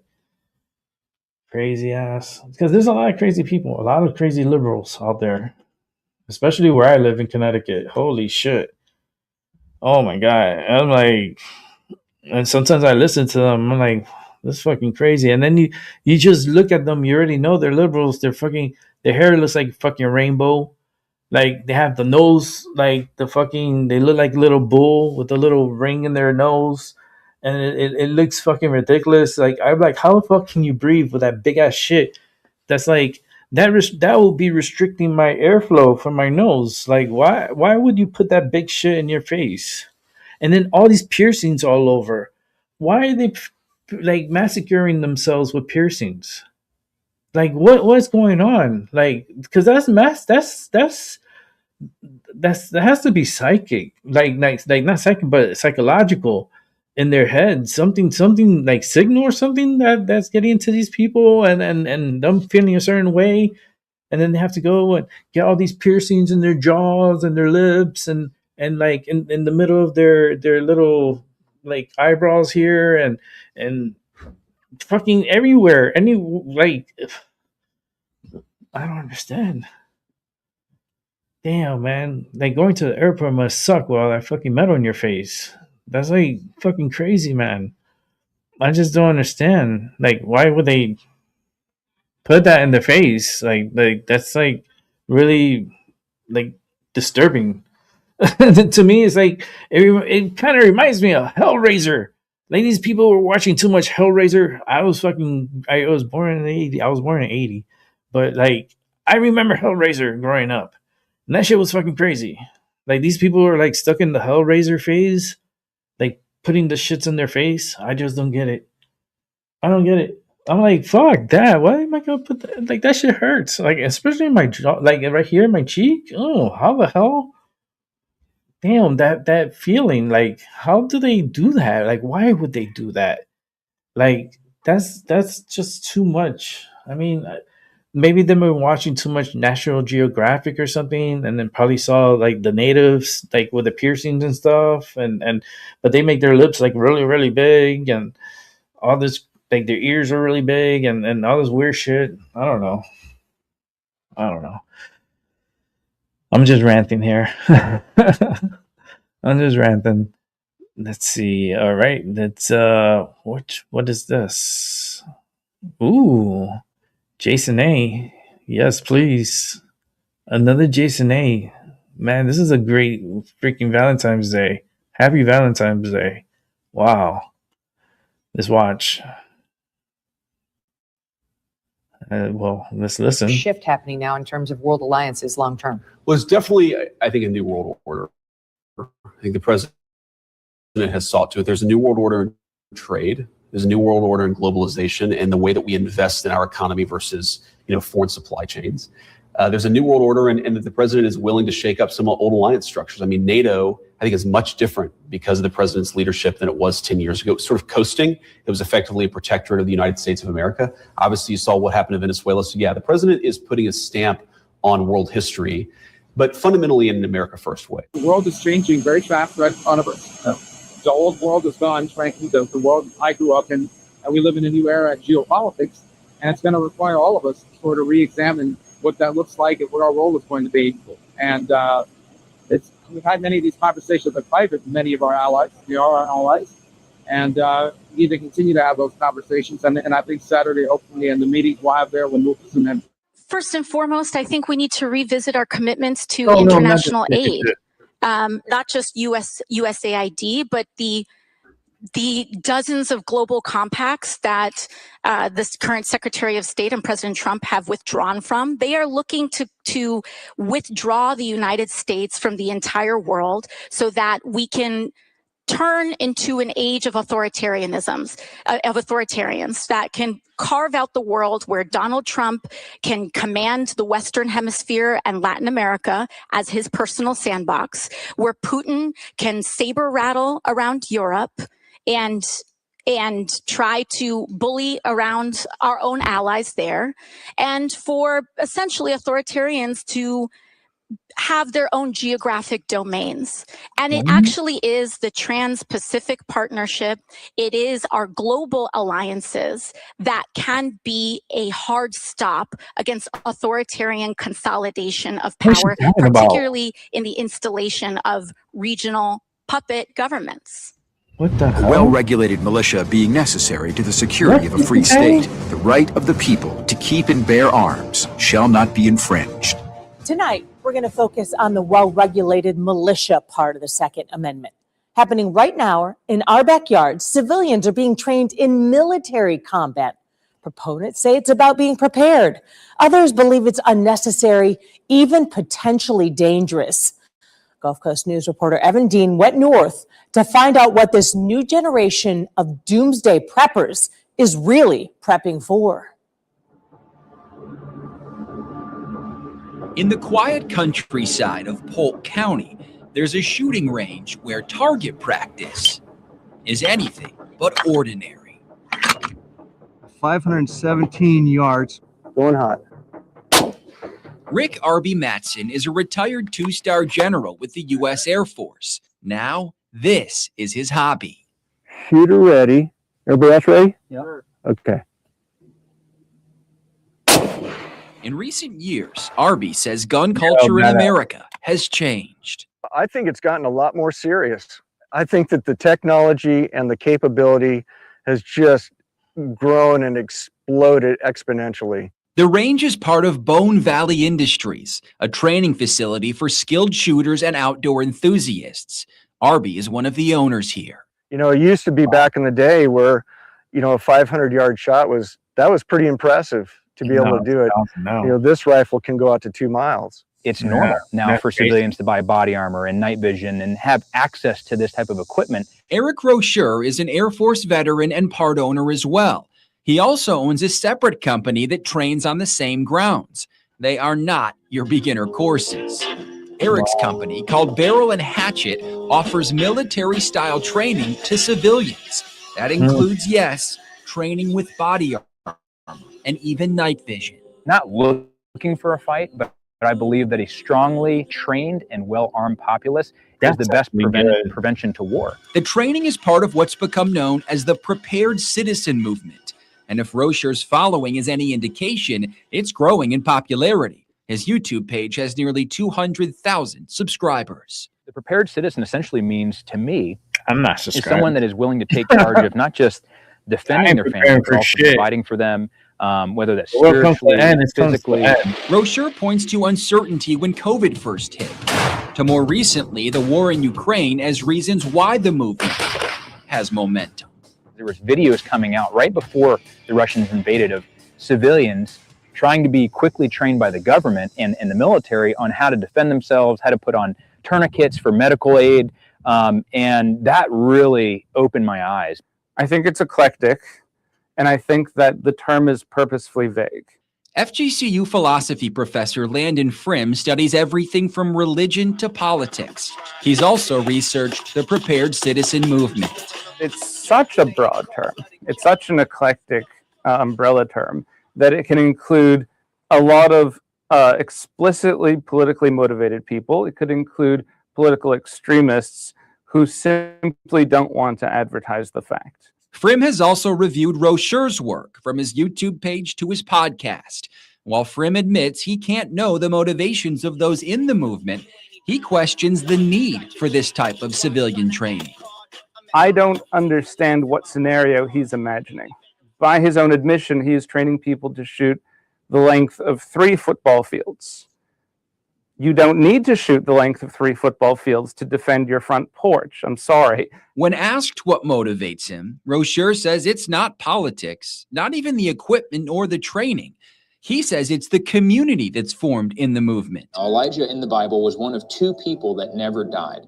He adds a Bible message at the end of his videos and says the real motivation is seeing lives changed. When you see other people commenting on a prayer request, someone saying, I just need a prayer on something, like I'm going through a hard time. And to see people come together like that, it's awesome. It's inspiring. This is a moment where we are seeing our presidential administration tear apart the transatlantic partnership. So in a time of headlines heralding the end of the transatlantic era, let it be known and clear to all that this is neither our goal nor our wish. Clashing viewpoints on foreign policy from AOC and Secretary of State Marco Rubio as the Munich Security Conference continues. In his speech today, Rubio says the U.S. will not abandon ties with Europe. This as AOC slams the Trump administration as looking to withdraw the U.S. from the entire world. For more, let's bring in former National Security Council Senior Director under George Bush, Michael Allen. Michael, great to have you. Thank you. Back on the program. We've got 2 competing messages happening abroad. AOC is sort of undermining the current administration's foreign policy, while the Secretary of State is saying, trust us. Who is going to win out? Who are they going to listen to? I think Secretary Rubio was very skillful in his address today. I think he made clear that the United States has to look after its sovereignty, has to look out for itself, but he also appealed to the Europeans on the basis of a common culture and civilization. He said, we've bled together and we're going to be blunt with you. You need to get stronger, more innovative, more standing on your own because we have things to do together. So when AOC says that the Trump administration has abandoned Europe, our longtime partnership, I don't think she has a leg to stand on. And I think unity with our allies is important right now as we try to deal with Iran, right? So the president just sent this second aircraft carrier to the Middle East. He says, in case we don't make a deal, in case we need it. Is this going to move the needle on Iran? Is Iran taking us seriously? So I think it helps a little bit, and President Trump is smart to have military force held out here to strengthen his hand diplomatically. But fundamentally, I don't think it's going to make a difference in the final equation because the Iranians don't want to compromise on what we're asking them to compromise on. They're not going to forswear enrichment. They're not going to reduce their ballistic missile program, and they're not going to stop funding and equipping terrorist forces around the region. So I think this is just a bridge too far for these two parties. Iran, I think it's not in the character of their revolutionary regime to compromise as much as we want them to. So I think ultimately there's going to be an American use of force here, probably supplemented by the Israelis. And the president has brought up transition before. That is a good one. Thank you, Jason A. It makes you think, because Israel is pretty much is the lead.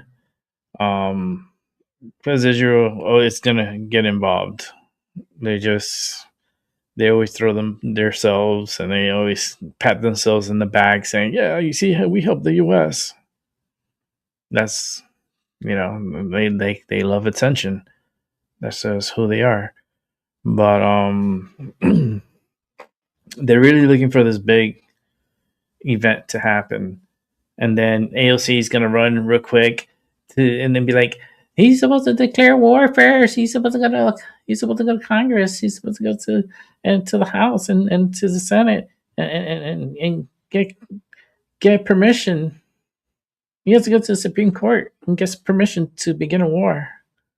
You see, it's like that ring around the rosy. It's like history repeats itself over and over again. So like when people don't follow the rules that they've already been set for them, they just reset, and they'll take out Iran. They'll take them out. And then the Democrats here, they need to be put on check, because the problem is that they're just like, they're so opposite. It's like, what is going on with that party? That party has been, like, I'm telling you, I am 100% sure that party has been compromised. That party is not the Democratic Party that we used to know. No. Throw that shit in the garbage. That old democracy, the old Democratic Party, that shit is gone. Gone like the wind. Gone like Dorothy and the tornado and the Wizard of Oz. Gone. It's just a wild times we're living in. AOC wants to act like she wants to be president. Like, I do everything opposite. I'll win. I'm gonna run. She might try to run as vice president. And you know who's gonna run again?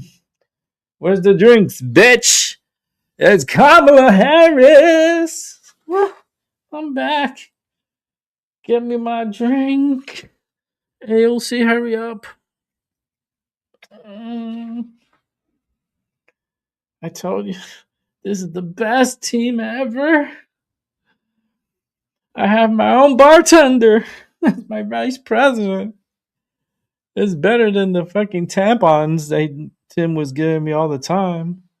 Fucking Tim's tampons was driving me fucking crazy. I was like, Tim, I don't need any more. He's like, trust me, you're gonna need them. Put some in your husband's wallet. He's gonna need them too. Like, what is going on? And she's gonna run again.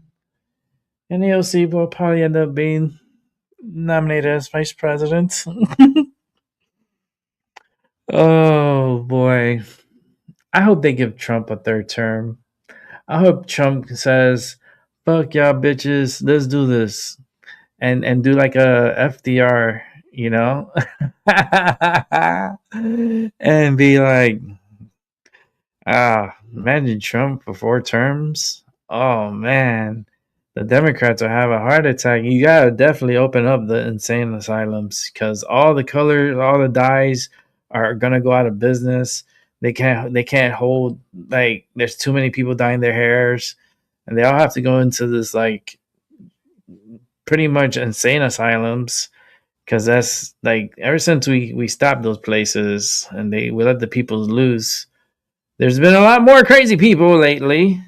I'm just saying, it's not the first time. Not the first time we dealt with crazies.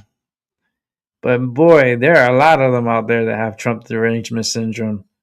And that shit is so addictive to the freaking left.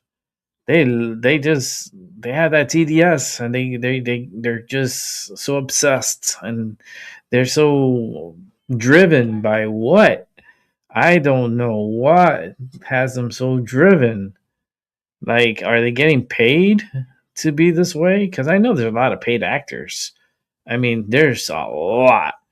I'm talking about hundreds of thousands of people that are paid actors all across the country. They show up when you like all the events and stuff. You could track them down. Like, they have a lot of them on YouTube. Professional instigators. It's crazy. But the summer of love, right? 2026, the summer of love, part two again. How will that fare out for the World Cup? Will there be a terroristic attack during the World Cup? That is very high chance. Very, very, very high chance. Just because they're here. And they're here from all around the world. And there's militias in here, and there's people high ranked military from parts around the world that are in here already.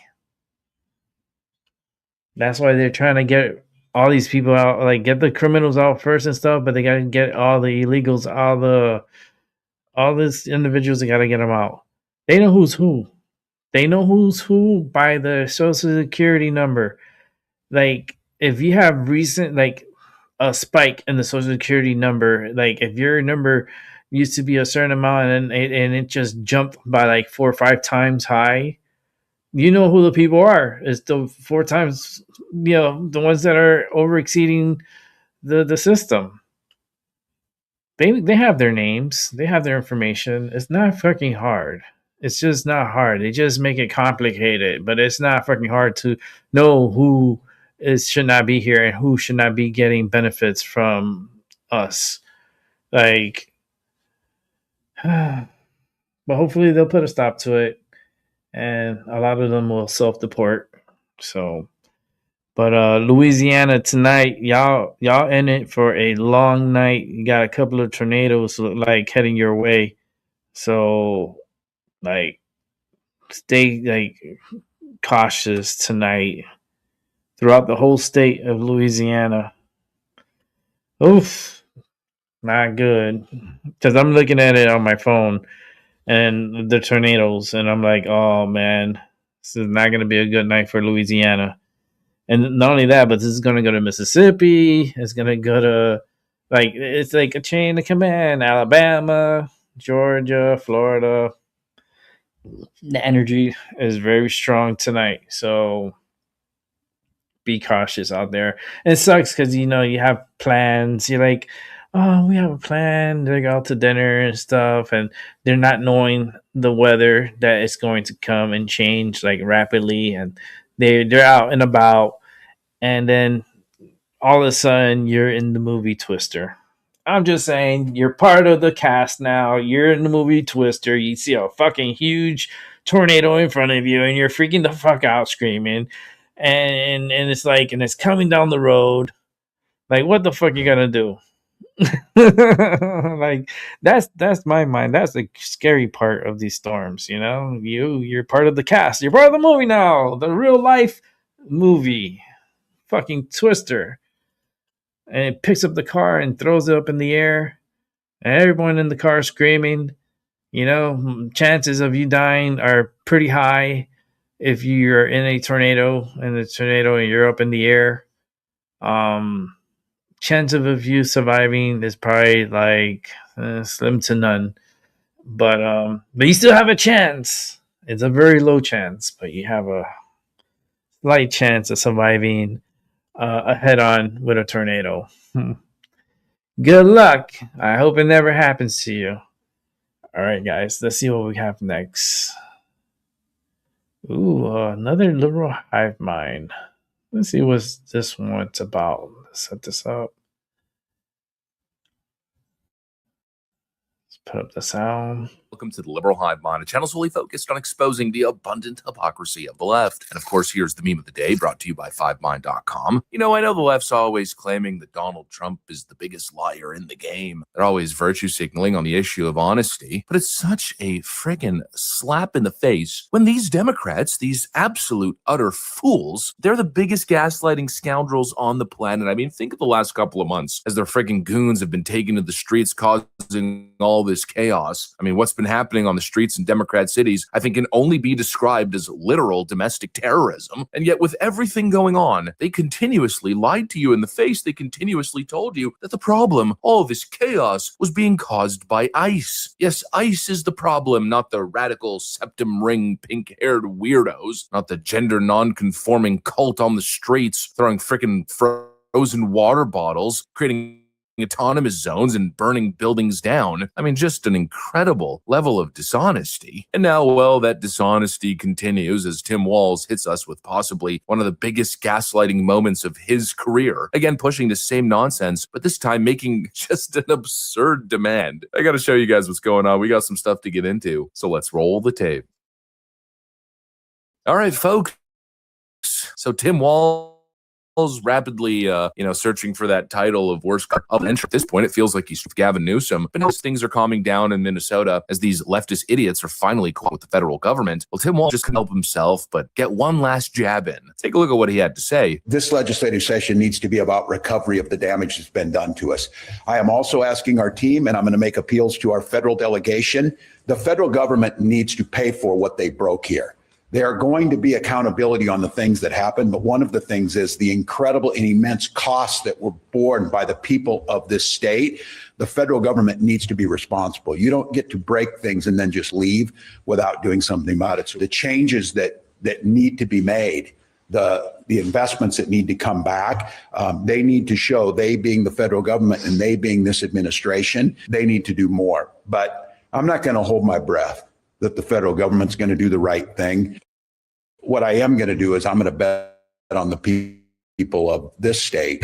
And when we come into this legislative session, an expectation is this should be a bipartisan effort to protect these businesses, to protect what we have in Minnesota. We got Tim Walz out here now demanding that the feds pay the state for damage that they caused. I mean, what the actual F is wrong with this guy? His freaking leftist lunatic goons tear up the streets, cause chaos all over. And again, it's ICE's fault, right? All the property damage, everything that's happened, it's because of ICE. Donald Trump now has to pay for the damage. What's next? He's going to send a bill to Derek Chauvin in prison to pay for all the damage created by those BLM riots that he and his freaking Democrat goons egged on for months. Give me a break. These people are the biggest gaslighters on planet Earth. And the truth is so obvious to anybody with two working brain cells. Democrats, Democrat leaders like Tim Walz, time and time again enable their radical mob to obstruct, to assault, to vandalize, to attack federal officers. They create chaos, destruction, mayhem on the streets, and then have the audacity to point the finger at the federal government, to point the finger at the GOP, at Donald Trump, and in this case, taking it as far as asking for reparations. Oh,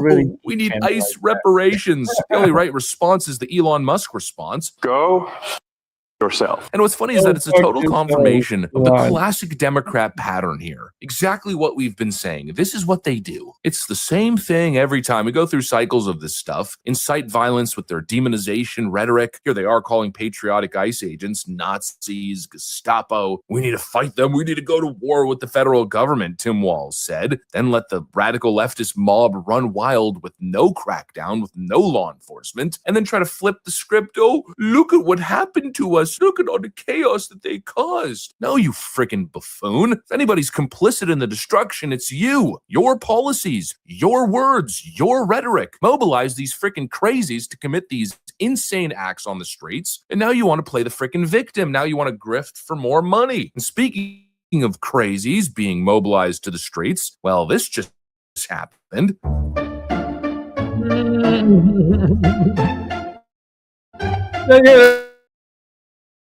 They're buried in the office. Look at this. What the hell? We need the song back. What's the psycho woman got burned down a warehouse used by ICE? Yeah, I guess that's ICE's fault too, huh? Right, Tim Walz? This guy is such a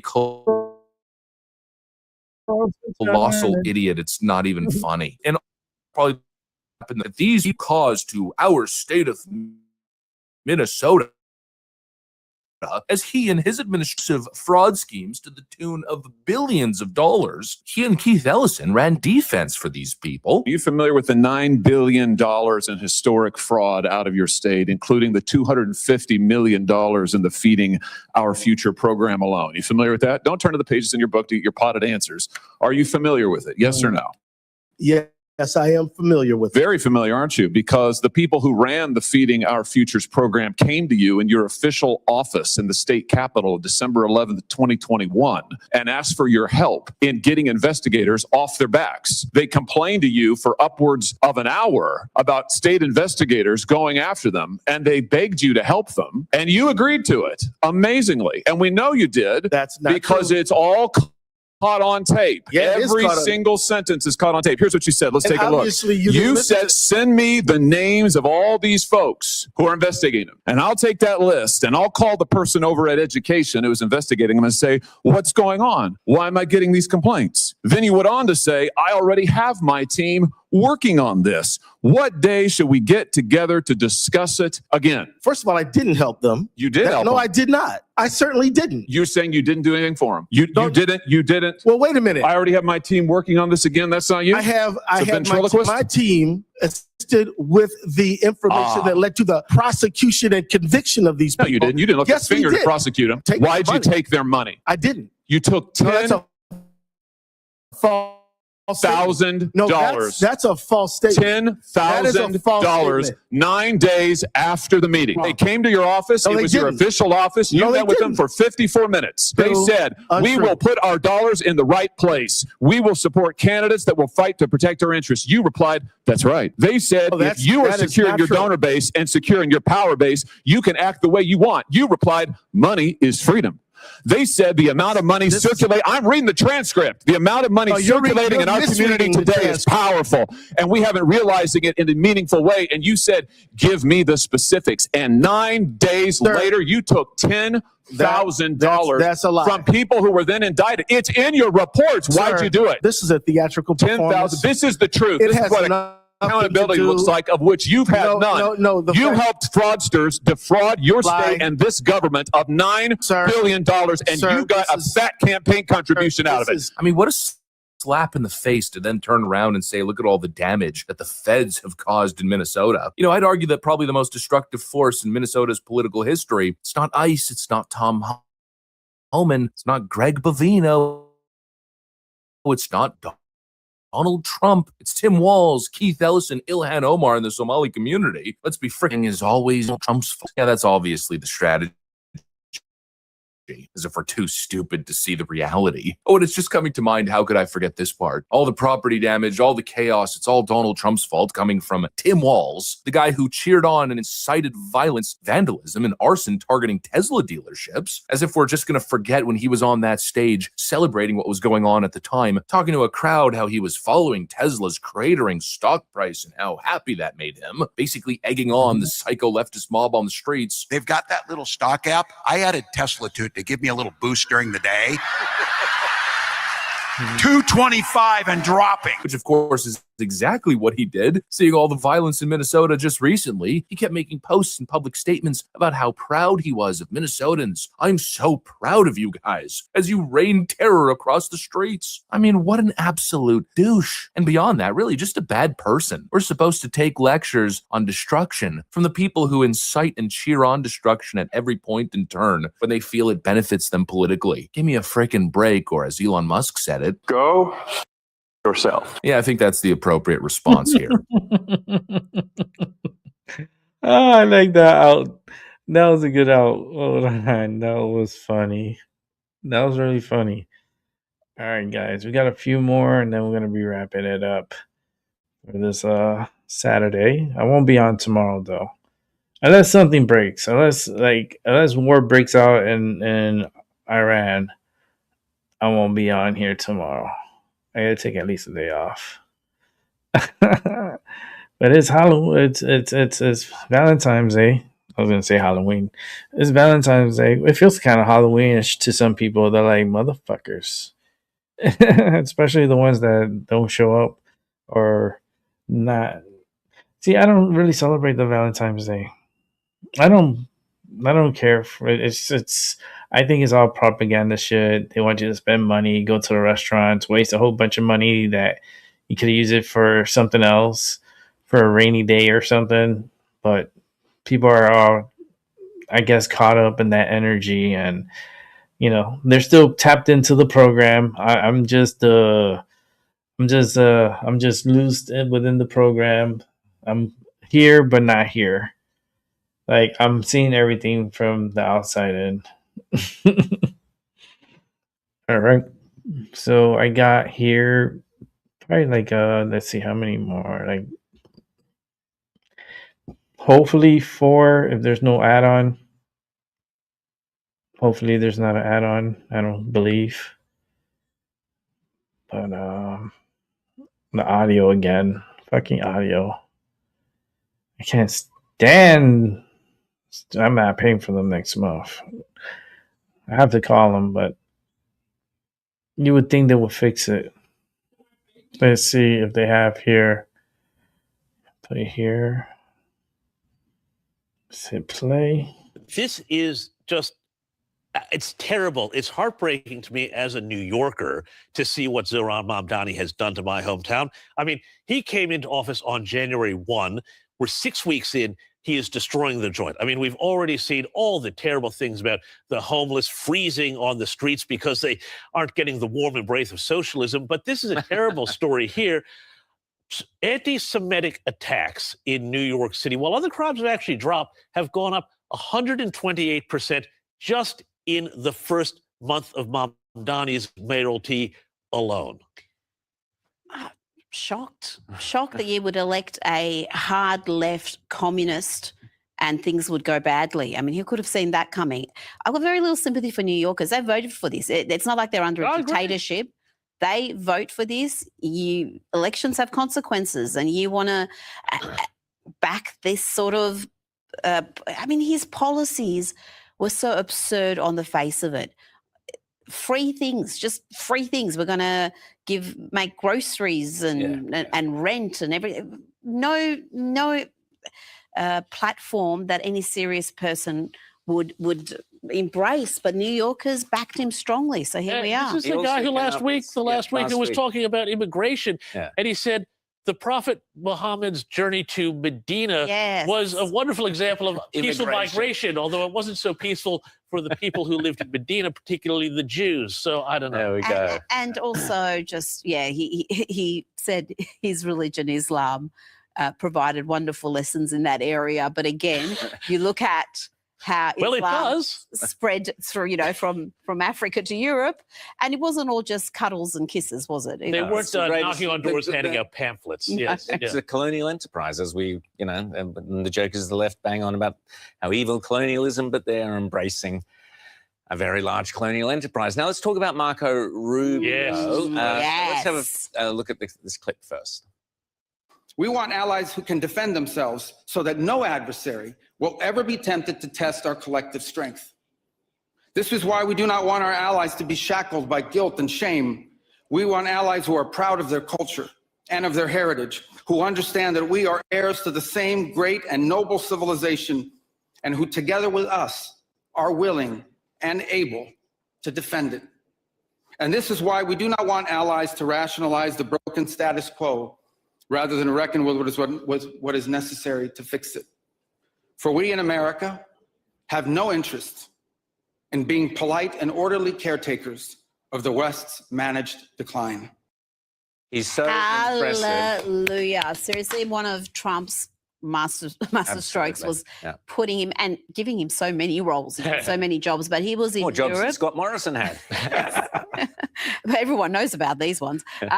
Munich Security Conference, and very similar messaging to what we heard from J.D. Vance last year to European allies again. They didn't like it then. They may not like it now, but it is what it is. And everything he said there about this managed decline is accurate, and the Trump administration is standing against that. Now, They may not want to hear that tough love approach, James, but they need to hear it, just like they needed to be pressured to increase defence spending and increase NATO spending to be able to actually defend themselves instead of waiting for America to come save them. And, here's the thing. This was at the Munich Security Conference, the same event that AOC was talking at that I was just talking about there. And you can see the difference right there, night and day, between, the Republican and the Trump administration and AOC and the Democrats. And it's like, I watched this, and it's chalk and cheese. And, the left in the New York Times and everybody says, oh, Trump's a moron. Trump's people are idiots. This whole MAGA thing is terrible.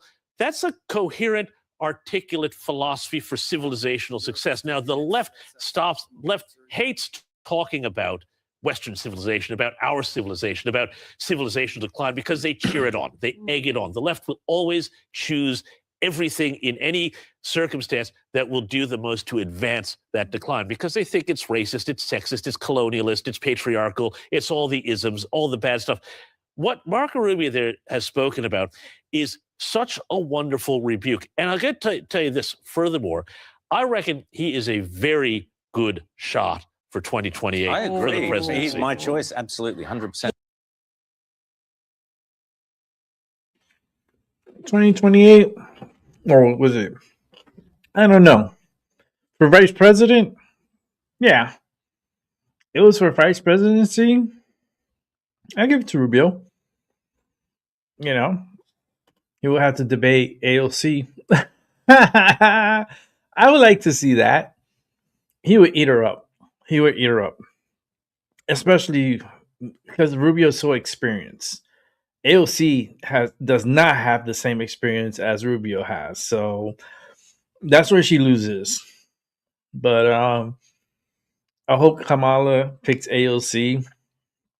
So the jokes will be that Kamala's ordering the drinks and AOC is bringing it to her. It writes itself. It does. The jokes writes itself.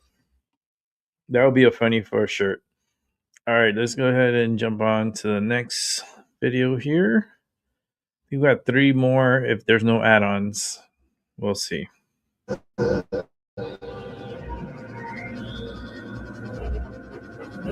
Hey, check out this new technology we have. You won't believe it.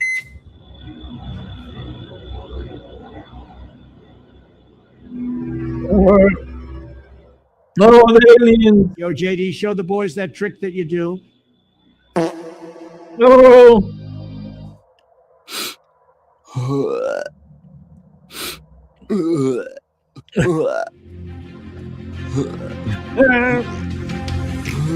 What's up, guys? It's Benny. We just said on Friday that because Barack Obama is now implicated in the Epstein files, they're going to drop the alien op on us.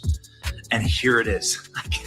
I can't believe this. On just Friday, as Catherine Rumler resigned from Goldman Sachs, this is Barack Obama's personal attorney. This was his White House counsel, Larry Summers. This was his Treasury Secretary, the Podestas, Marina Abramovich.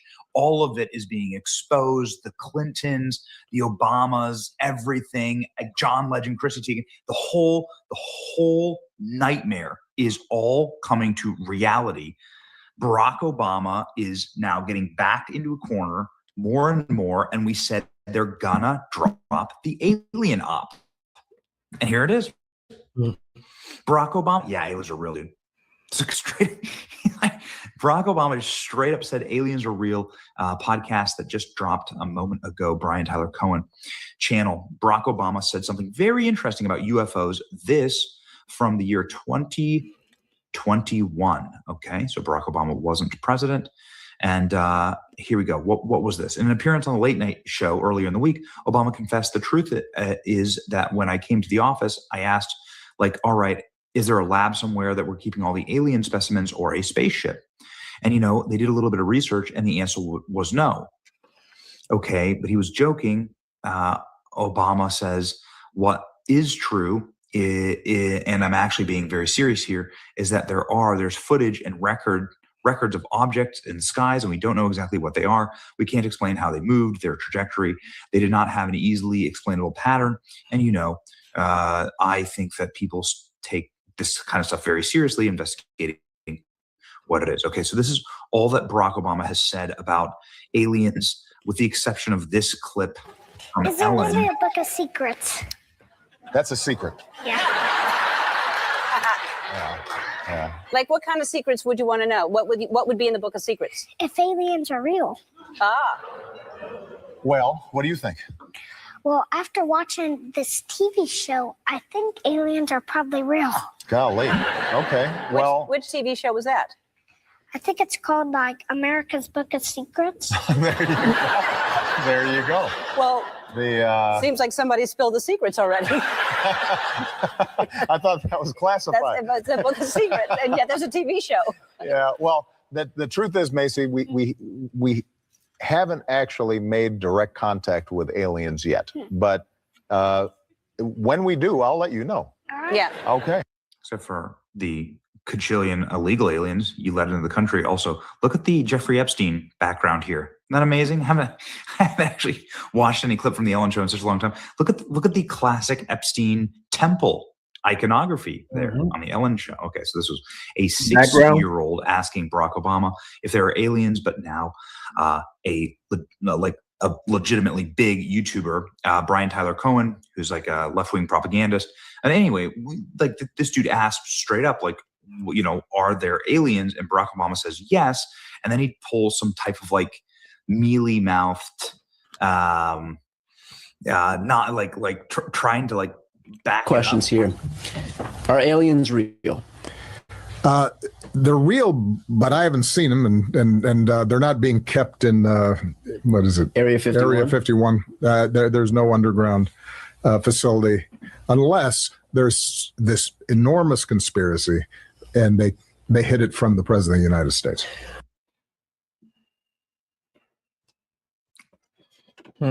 Well, wait a second. Isn't that what you'd say if there were actual aliens? So like Barack, so let's break this down. So he says, yes, aliens are real. They're real, but they're real. And then he gets into his Barack Obama. I haven't seen them, but I haven't seen them. But that's not true, because Barack Obama in this article talks about how, in this article and in this interview talks exactly about like alien, you know, UFOs and UAPs. And how he has seen them, so you can already tell that he's lying. But here, let's continue. And they're not being kept in what is it? Area 51. Area 51. And then he acts dumb, as though he doesn't know Area 51, but nobody thinks that they're kept in Area 51. They're obviously kept in Area 52. There's no underground facility unless there's no underground facility. Well, I mean, are you talking like Independence Day here? It's very interesting. Very interesting answer. So Barack Obama just said straight up, aliens are real.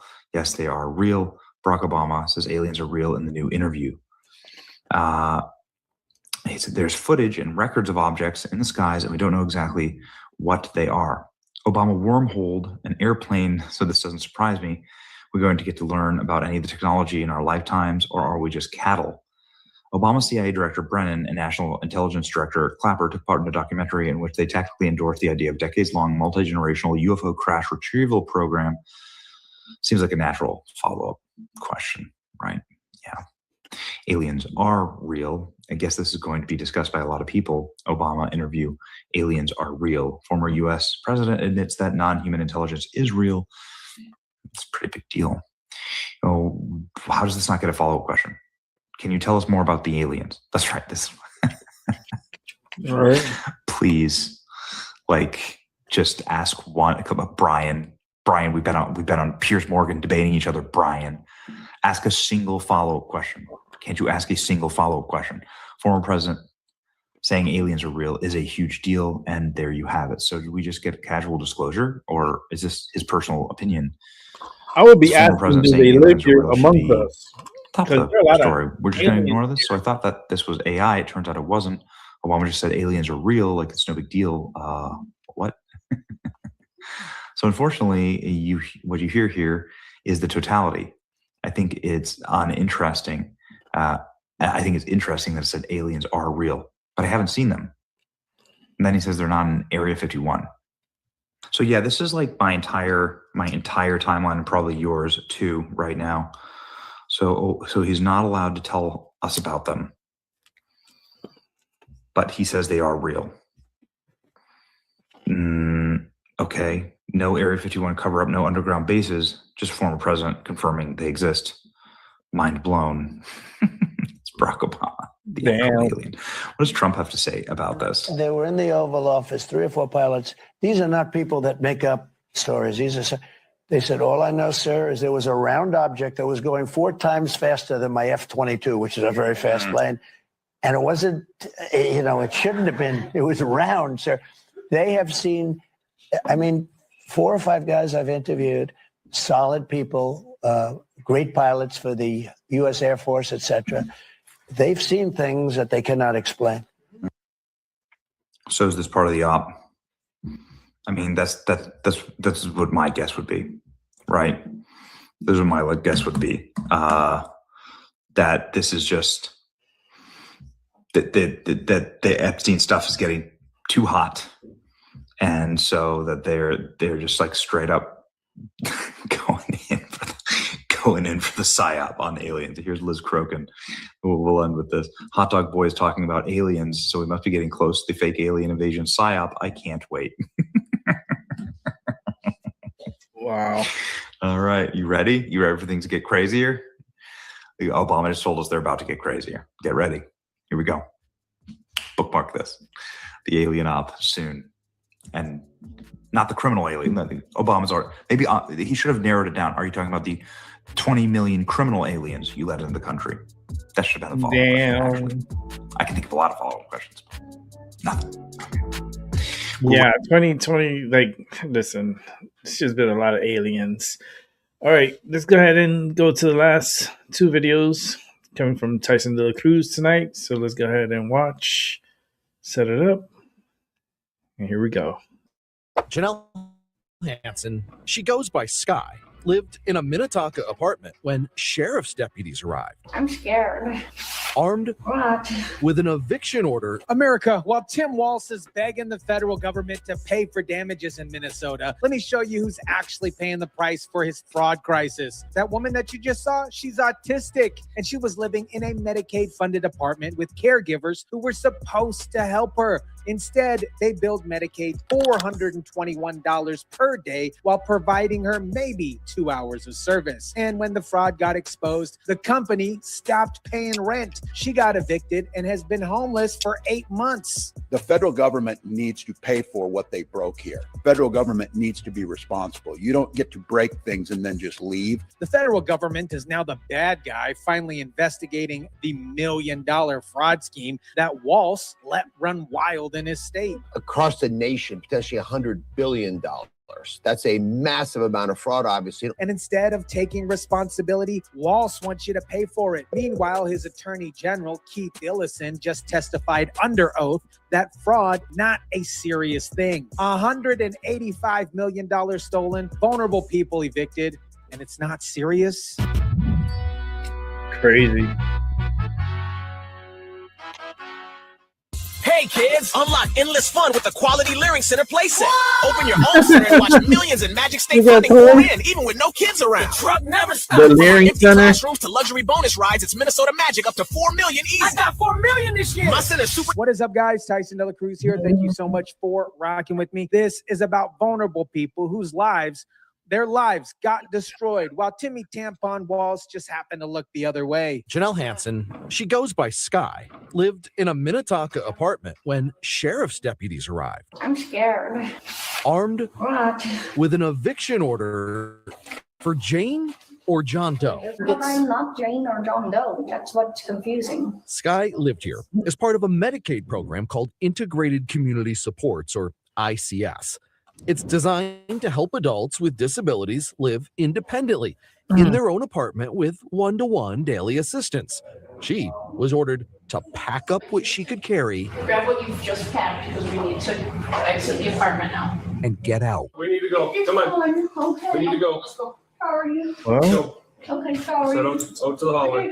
And like that, a vulnerable young woman put on the street. Sky lived in that apartment as part of a Medicaid program called Integrated Community Supports, ICS. It is designed to help adults with disabilities live independently with one-on-one daily assistance. Honestly, it is a beautiful program in theory, but here's what actually happened. Her former caregivers, American Home Healthcare LLC, are under investigation for fraud.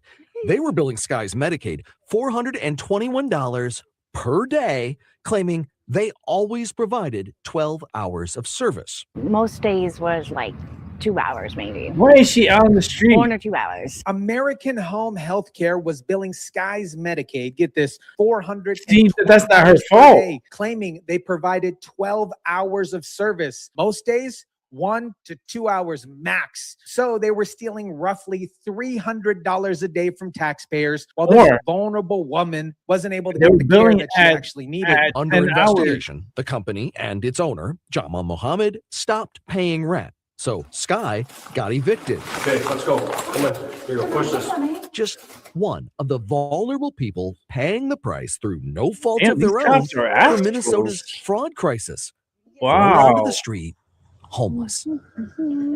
They say that your home is in your heart. They didn't care about Sky. They didn't care that she'd be evicted. They stopped paying rent and just. But why the police had to like disappeared push the cart like that? a genie on their last wish. And Sky has been homeless for 8 Yeah, that's months, fucked up. living The out of her police officer car, living in fucked up. tents, living in shelters, cheap motels. She even got kicked out of the motel for being quote unquote too autistic. This chat is the human cost of fraud, and the fraud that Tim Walz calls not a serious thing. This is what happens when you let criminal organizations masquerade as healthcare providers for years without oversight. This is much bigger than just the money that's being stolen. When you're willing to steal someone's life as well, that's when I really get upset.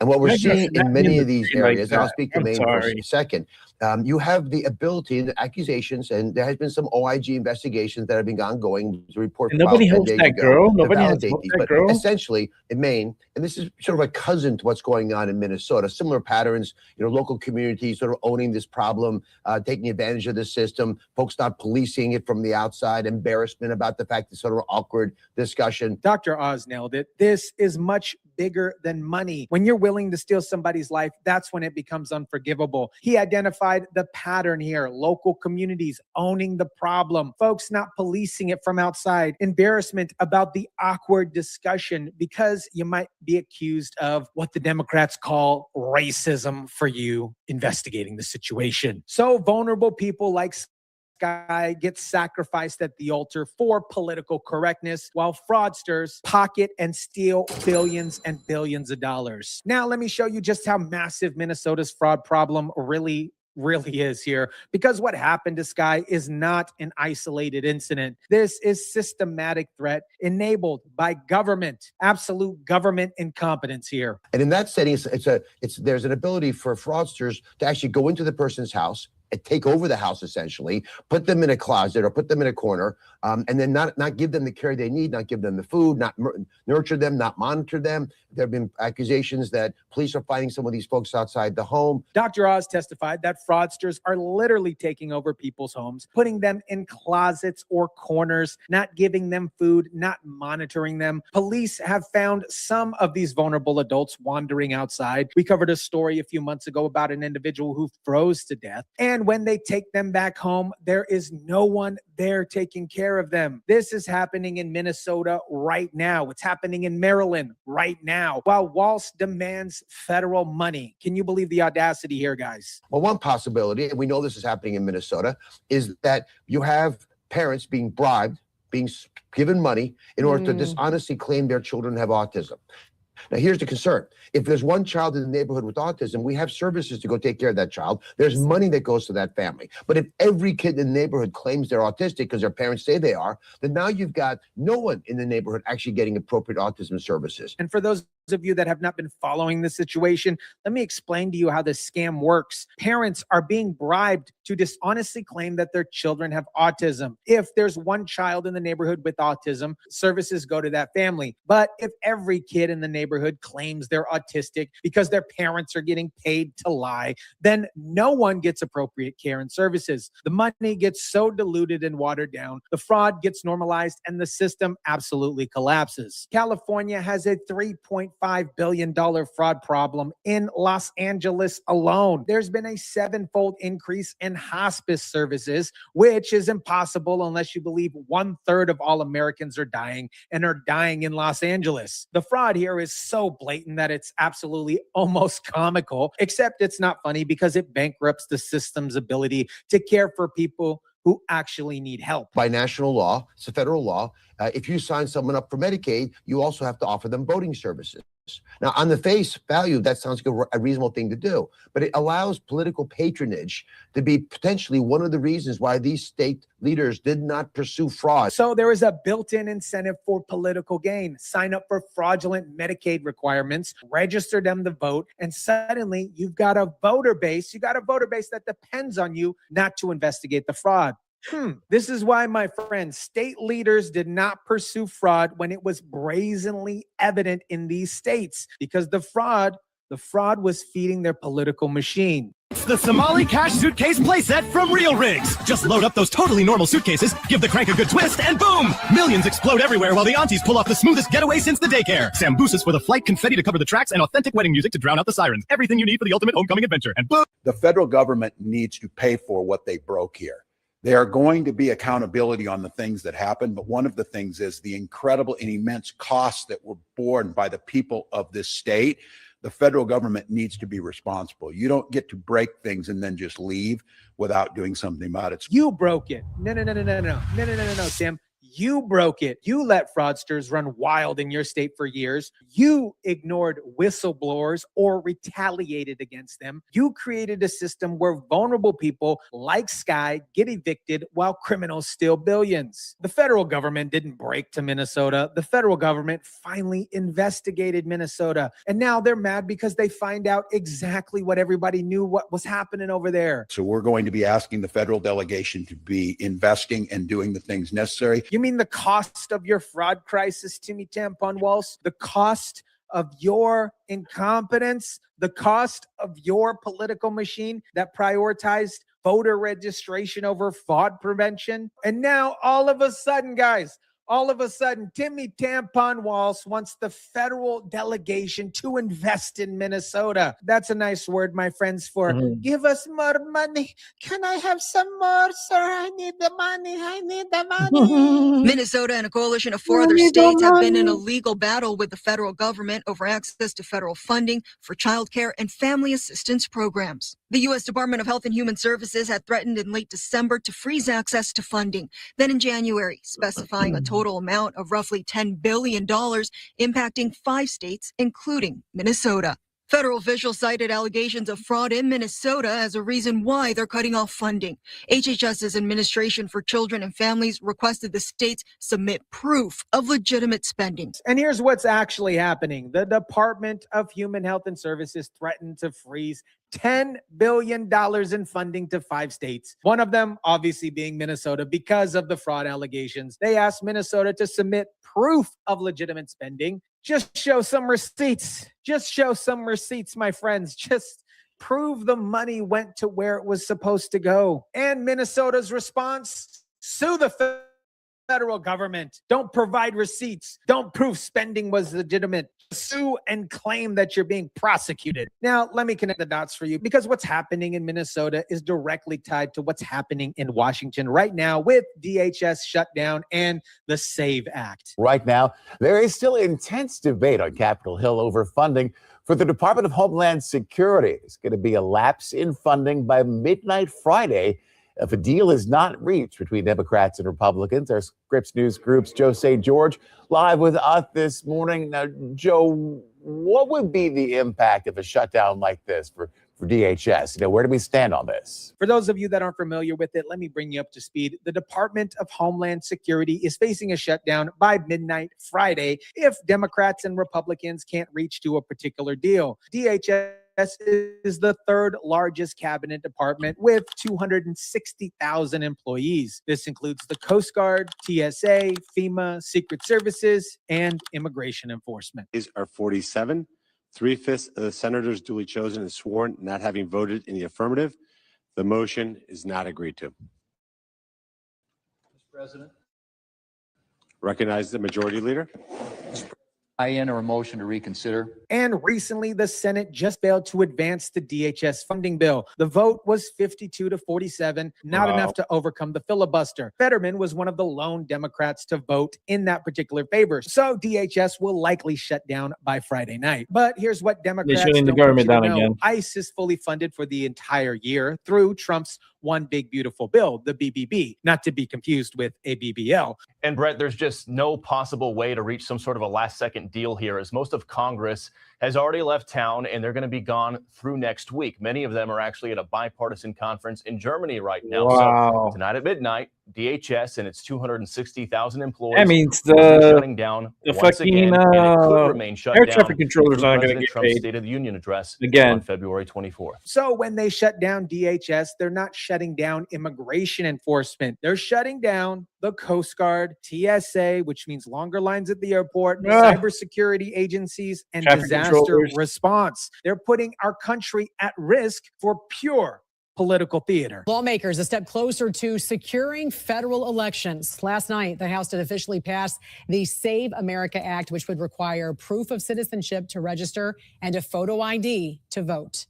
Ensuring the integrity of elections is an essential issue. It's essential to maintaining our constitutional republic, and everybody in this country seems to understand and agree to that. This is about a 90-10 issue in the polling, because all that we've done tonight in this simple piece of legislation is apply common sense. Now, here's why this matters. The House just passed what's called the SAVE Act. Get this, requiring photo ID and proof of citizenship to register to vote. Common sense, right? The speaker said it perfectly. This is a 90-10 issue in polling because all we've done is apply common sense. But Democrats are going to potentially block it in the Senate. Why? Because the fraud in Minnesota and the voter registration tied to Medicaid enrollment are connected. They're intertwined. If you require proof of citizenship to vote, you can't register fraudulent Medicaid recipients to vote. The whole scam just falls apart here. What voting rights is he taking away from black voters? Oh, if we look at the SAVE Act? the SAVE Act, that's exactly what we're talking about. That is actually going to continue to disenfranchise overwhelmingly a lot of people of color. There are so many civil rights organizations that have run the data. If we look at the way that it is going to disenfranchise black voters, it's the same reason why Chuck Schumer called it Jim Crow 2.0. So this is the same president. If we want to continue. You haven't said how yet. I am talking about it. It's the way that you're putting new poll taxes on this when you're making people have. That's what we can call them now. It's kind of an idiom, right? If you want to say that people have to prove that they are citizens, that they have to prove with a voter ID, the reality is you're layering what is a constitutional right for the American people and making it harder for people to vote in this country. And it's going to disenfranchise black voters. Concern you that you're making all these claims, you've yet to lay out how it. And watch what happens when Scott Jennings asks Democrats to explain how voter ID disenfranchises black voters. It's always the thing. Something comes up, it's black voters. She can't answer. She just repeats talking points. She just repeats talking points about organizations ran the data and Chuck Schumer called it Jim Crow 2.0. Racism's been gone for a long time. It's no longer a race thing, guys. It is a class thing, but she can't actually explain that. 76% of black voters think we should show an ID to vote. 80% of Hispanic voters, 83% of the American people. Are you saying that black voters the are SAVE too Act dumb to isn't know just, what's good for them? I mean, the it SAVE Act sounds isn't pretty, just about it sounds pretty condescending to me. And when Jennings delivers the knockout blow, 76% of black voters think they should show ID to vote. Are you saying black voters don't know what's good for them? Feels pretty condescending to me. That is on the money because that's exactly what Democrats are saying. They're claiming that voter ID is racist while 76% of Black voters support it. They're the ones being condescending. They're the ones assuming Black Americans are too incompetent to get an ID. I'm about to lay it all down for those that don't understand. The real reason Democrats oppose voter ID is because it would expose the fraud. It would end Medicaid to the voter pipeline. It would shut down the scam that Tim Walz desperately is trying to protect. Who are they going to pander to then? Now let's talk about Minnesota's AG Keith Ellison, because his testimony before Congress is probably one of the most infuriating things that you'll ever see. General Ellison, under your watch, unfortunately, Minnesota has achieved the largest COVID fraud scheme in American history. Under your watch, those whistleblowers who brought attention to the fraud and waste in your state faced retaliation. Under your watch, billions of tax dollars intended for unemployment insurance, supporting hungry children, just as described, children with autism, providing housing for the most vulnerable, keeping small businesses afloat through COVID, and more were instead, all of those dollars were funneled away into fraudulent schemes. So last month in an interview with CNN, you were asked if your office has done enough to stop the fraud.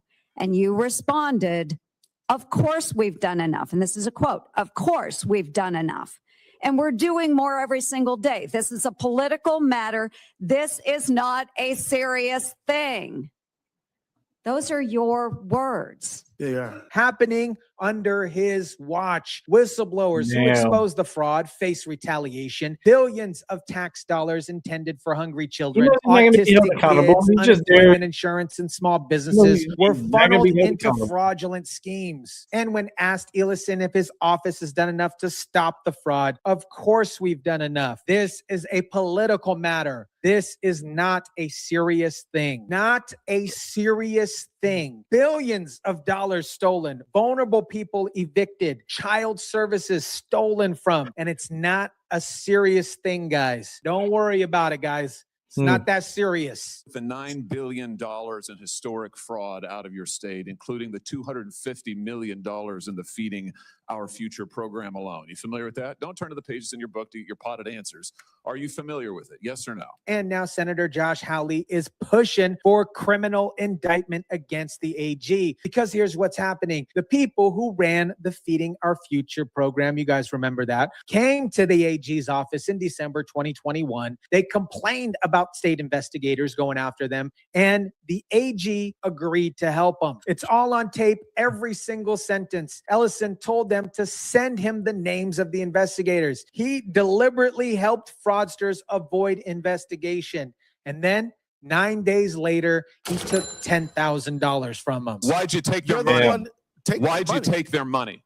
I didn't. You took $10,000. No, that's a false statement. $10,000 9 days after the meeting. False statement. You took $10,000. Here's what happened. They went to your office. They solicited money from you. They solicited help from you. That's also wrong. They came to your office. It was your official office. You met with them for 54 minutes. They asked you for help. You pledged it to them, and they talked repeatedly about money. In fact, it's all they talked about. Money, money, money, money. They said, we will put our dollars in the right place. We will support candidates that will fight to protect our interests. You replied, that's right. They said, if you are securing your donor base and securing your power base, you can act the way you want. You replied, money is freedom. They said the amount of money circulating, I'm reading the transcript, the amount of money circulating in our community today is powerful, and we haven't realizing it in a meaningful way. And you said, give me the specifics. And 9 days later, you took $10,000 from people who were then indicted. It's in your reports. Why'd you do it? Sir, was it worth it? You know what? This is a theatrical performance. This is the truth. This is what accountability looks like, of which you've had none. You helped fraudsters defraud your state and this government of $9 billion, and you got a fat campaign contribution out of it. You ought to be indicted. Ellison's response, he says it's a lie.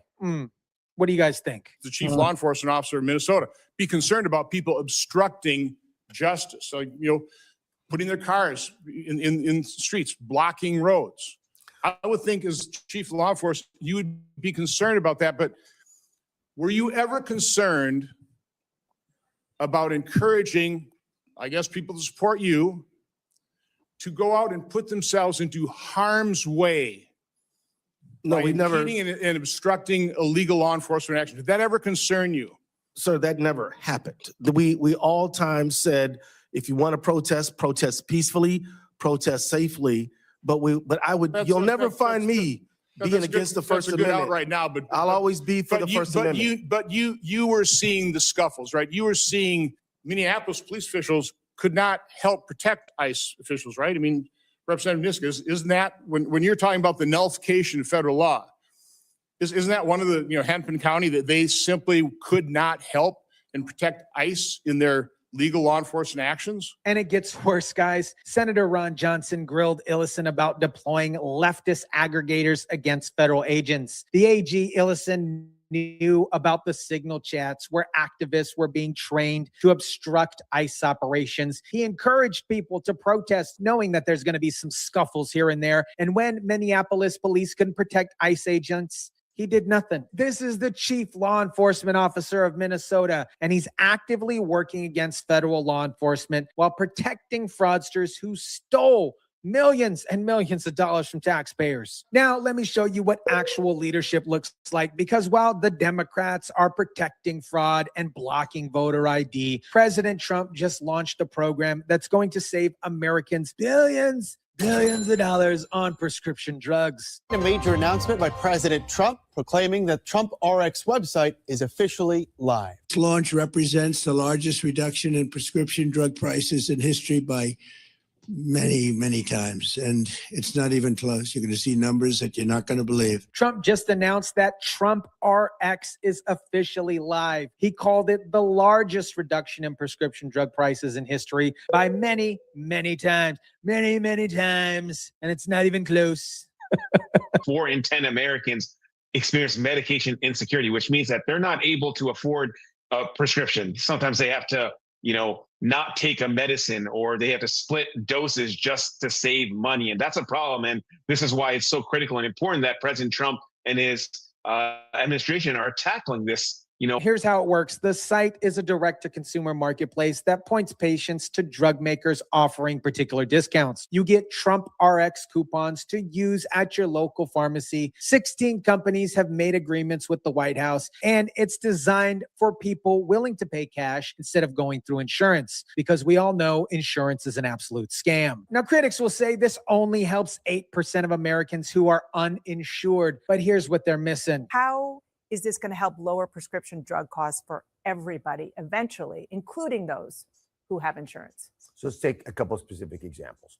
Let's take the weight loss drug, right? The GLP-1 medication. Well, that's in a lot of cases not covered. Exactly. That's often not covered by your insurance. Even like here at CNN, I don't know if you're covered, but there's about a 50-50 chance you're not for all your employees. And so if you're covered with insurance for the GLP-1 drugs, you're going to use that insurance because it's less expensive to you. But the employer, CNN, will look to see that's the price on the website's lower than what they're actually getting from the middleman. Dr. Oz explained it perfectly. When employers see that cash price on Trump RX is particularly lower than what they're paying through insurance, middlemen, and all that crap, they're going to demand better prices. The insurance companies and pharmacy benefit managers have been ripping off employers for years, which he's absolutely right on that. Now there's price transparency, and the whole scam gets exposed. They're going to say, I don't want that. I want the better price. Yeah. And you then, if you desire, because you don't have the insurance for whatever reason, to buy it on your own, you can buy it for a price now. It's about $150. By the way, there's a weight loss pill now, not just an injection. You can now get that pill for $150 bucks. That, my friends, is an absolute game changer for millions and millions of Americans struggling with obesity. The association says there are major unknowns about how pharmacies will be reimbursed under Trump RX.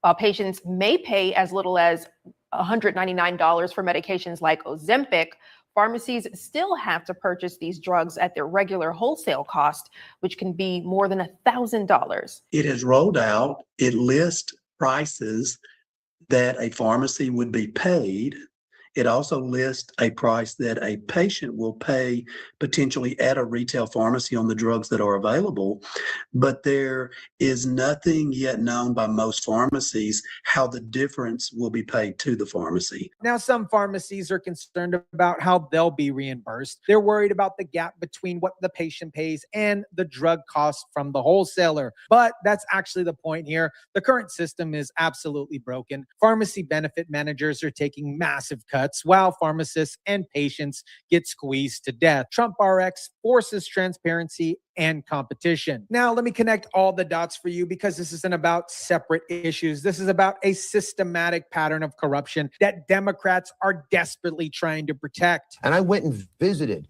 with employees in the Health and Human Services in Minnesota. I went with the leadership there, taking this seriously, I hope, although the actions still have not followed their words. But there are whistleblowers within the agency who say, we've been making noise about this for years and nothing was done. Because the fraud was feeding the political machine, because the fraud was registering voters, because the fraud was making people like the AG rich off of campaign contributions. This is the swamp. This is what Trump is draining. And this is why Democrats are fighting so hard to stop him. America, Timmy Tampon Walz is demanding that you pay for the fraud crisis that he created. Keith Ellison testified under oath that $9 billion in fraud is quote unquote not a serious thing while taking campaign cash from fraudsters. Vulnerable people like Sky are homeless because caregivers billed $421 a day for services that were only provided 2 hours while pocketed the rest. Democrats are blocking the SAVE Act because requiring proof of citizenship would expose the Medicaid to voter pipeline. They're shutting down DHS to punish Trump, but ICE stays funded anyways. And while they protect corruption, Trump just launched Trump RX to save Americans billions on prescription drugs. The pattern is clear. Democrats create fraud, register the fraudsters to vote, take campaign cash, then demand taxpayers to pay for the damages. Yep, but the that's what Trump they're doing in New York, administration too. is not backing down. The funding freeze is coming. The criminal indictments are coming. And the American people are finally seeing what the swamp really looks like. Let me know what you think about this. Drop it down in the comment section down below. Smash the like button if you kindly would. Share, subscribe. And as always, guys, I'll catch you on the next one. All right, so we're going to go to the next one. The next one is the last one. It's coming out of Tyson de la Cruz. So let's watch. 6,000 Chinese nationals in Champaign, Illinois, while outstanding kids from Rockford and Peoria and the Chicago suburbs cannot get in. America, while your kid with a 4.3 GPA and a 35 ACT score just got rejected from the University of Illinois, guess who got their spot? One of the 6,000 Chinese nationals studying at a single school in the middle of a cornfield. Some of them got in using fake credentials. A student was arrested and convicted for espionage. He is now actually back in China via a prisoner swap. That's how valuable he was. These aren't just students. They're intelligence assets. 3 more were arrested at the University of Michigan for smuggling bioweapons. But the overall concern here is that these international scholars may not just be here to learn, but to actually share that intelligence with foreign superpowers. And while your kid can't get into their state school, China is building the largest intelligence network in American history, funded by your tax dollars.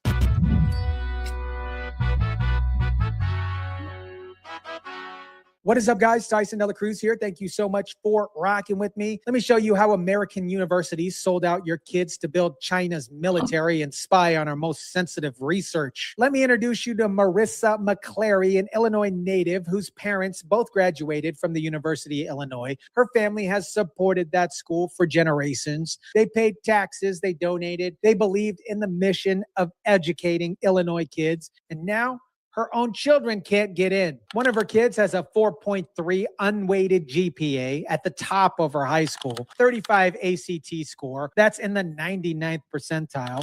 Applied to the University of Illinois computer science program, rejected, not waitlisted, not deferred, just flat out rejected. And you know what the family had to do? Send their kid to Purdue and pay $20,000 more per year because Illinois and their own state university chose Chinese nationals over their own citizens. Mark Andreessen, who's a very famous tech titan, somebody who's gotten pretty involved in the political arena lately, he went to University of Illinois. He came from a humble Midwestern background, and he says the University of Illinois is what gave him his launching pad to achieve all the success he did.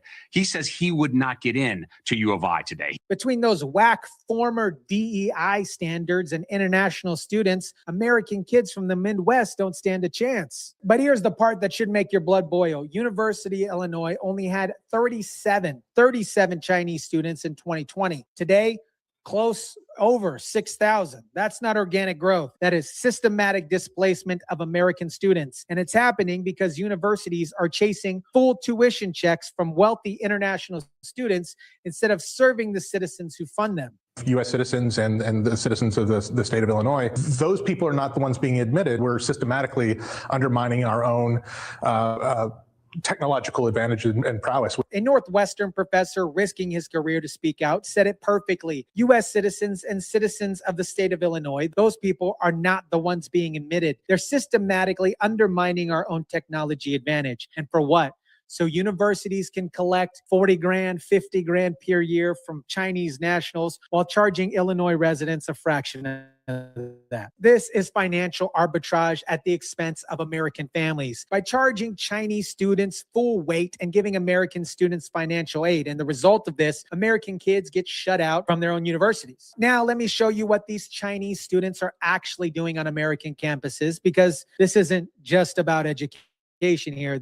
This is about intelligence collections and potentially technology theft on a massive scale. Last October, the Department of Justice concluded a decade-long investigation, charging 4 Chinese nationals in a conspiracy, claiming they worked to recruit university professors, federal law enforcement officers, and state homeland security officials to become agents of the Chinese government. This is not theory. This is a documented fact. Chinese nationals on American campuses are actively recruiting Americans to spy for Beijing. In 2020, a UCLA student was arrested for attempting to conceal his ties to the Chinese government. The 29-year-old mathematics student was suspected of transferring sensitive software to the Chinese military. Not just studying math, arming China's military with American technology developed at American universities, funded by American taxpayers. And remember the Illinois Institute of Technology case? That student was convicted of espionage after being recruited by China's ministry state secretary. He infiltrated defense contractors. He stole classified information. And when he was caught, China valued him so much that they sent him back in a prisoner swap. That's not a student. That is a professional intelligence officer. At University of Michigan, there were just several indictments of Chinese nationals, students at the University of Michigan, who were sneaking bioweapons into the United States. Not just any bioweapons here. One specifically designed to attack American agriculture. They were literally looking to poison our food supply. And here's what should keep you up at night. These are just the cases that we caught. How many Chinese students are on American campuses right now collecting intelligence, stealing technology, and preparing sabotage operations that we haven't discovered yet? The National Institute of Health warned individuals back in 2018, stating the NIH is aware of foreign entities have mounted systematic programs to influence NIH researchers and peer reviews. This kind of inappropriate influence is not limited to biomedical research. It has been a significant issue for the defense and energy research for some time. Systematic programs, not isolated incidents, systematic. China has built an intelligence infrastructure inside American universities, and we're funding it. Now, let me show you how these Chinese nationals are gaming the administration system, because it's not just that they're taking spots from American kids. Many of them are getting in through fraudulent credentials, while your kid with perfect grades gets rejected. Why are we letting 600,000 Chinese students into our universities? It was 300 and change. Laura Ingraham asked President Trump about this, and he said, we need to do business with China. It seemed like some sort of a deal had been cut where we gave them a bone of allowing double their students. The president's view is we don't want to create an unnecessarily antagonistic relationship with China. Like, there are certainly some disagreements. There are some things where our interests collide. But we can protect our intellectual property in the president's view without creating an unnecessary conflict. A Northwestern professor, again risking his career, describes students showing up on the first day that can't even say hello in English. Their application letters don't even change the university name. There's institutionalized corruption in the academic credentialing market. Bribing test proctors, government officials forcing transcript changes. This is systematic fraud. And the universities know about it. They know these credentials are fake, but they don't care because Chinese students pay full tuition. At Columbia, international students make up 39% of enrollment. It was at 5% in 1965. In NYU, it's at 44%. These schools only admit 6 to 7% of applications total, but they're systematically prioritizing international students over Americans. We're not like radically increasing the number of visas that we give to China. That's just not true. I've seen that reported. It's not true. What we are doing is trying to preserve a very delicate diplomatic balance. Like anything, there are risks and rewards and costs and benefits, but the president is trying to balance a very important relationship for the United States. And here's how you know this isn't about education. Students contact professors asking if programs are STEM designed for immigration purposes. Not I love math or I love engineering. Will this get me the visa that I want? This is immigration fraud disguised as education. Chinese nationals use student visas to get into the United States, then exploit programs to stay years after graduation. Regular majors get 1 year to stay. STEM majors get 3 years to stay. And during that time, they're working for American companies, collecting American intelligence and sending it back to Beijing. 200 to 300,000 people per year get OPT extensions. That's 250,000 foreign nationals staying in America after graduation, many of them Chinese, working in sensitive industries while American graduates struggle to find jobs. Now, here's the part that should terrify American universities. China universities are becoming better than ours, and their cost is 1/10 of the price. Chinese universities are ranked number 1, 3, 4, 5, 6, 8, 9, 10, 11, and 12.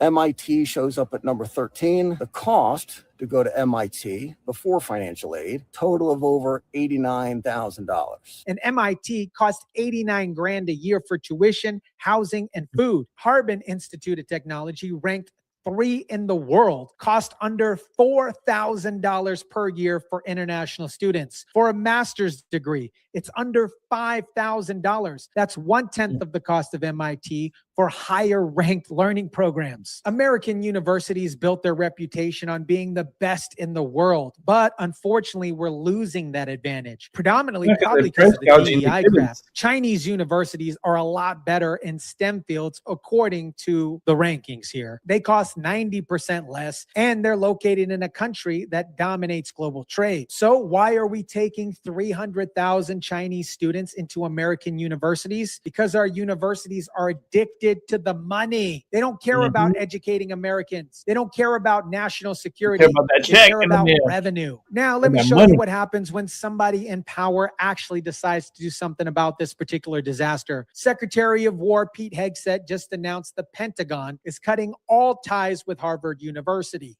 As part of my commitment to restore the warrior ethos within the War Department, it's imperative to stay mission focused across the full spectrum of expenditures. Translation, we're not sending millions of dollars, sending officers to universities that hate America or partner with China. Campus research programs have partnered with the Chinese Communist Party. University leadership encouraged a campus environment that celebrated Hamas, allowed attacks on Jews. DEI was literally founded at Harvard, and we're sending our military's best officers there to get indoctrinated with globalist ideology. Hegseth is discontinuing all graduate-level professional military education, fellowship, and certified programs between Harvard and the War Department starting 2026 to 2027 school year. And he's not stopping there. He ordered all military branches to evaluate all Ivy League programs to determine if they actually deliver value or if they're just expensive indoctrination centers. Too many of our officers came back looking too much like Harvard, heads full of globalist and radical ideologies that do not improve our fighting ranks. That's the problem. We send warriors to Harvard and they come back woke as a joke bureaucrats who care more about pronouns than lethality. By the way, if you want to see the full story and documentary of Chinese nationals taking over American universities, please check out Steve Cortez's documentary entitled China's College Takeover. The link for that will be in the description below. It is a deep dive into everything I'm covering here. Cortez did the investigative work that mainstream media refuses to do here. America, your kid with a 4.3 GPA and a 35 ACT just got rejected from the University of Illinois so that 6,000 Chinese nationals could take their spot. Some are intelligence officers collecting classified information, and universities don't care or give a crap because Chinese students pay full tuition. 300,000 Chinese nationals are studying at American universities right now. They're stealing technology,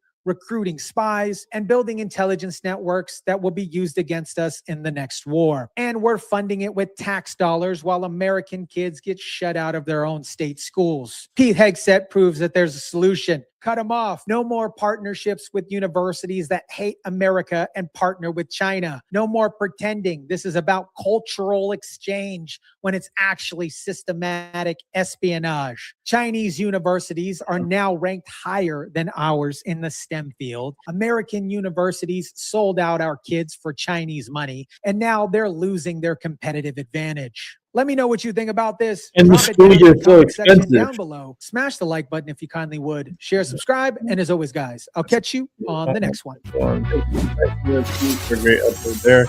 Yeah, it's like the school here, the schooling is so expensive.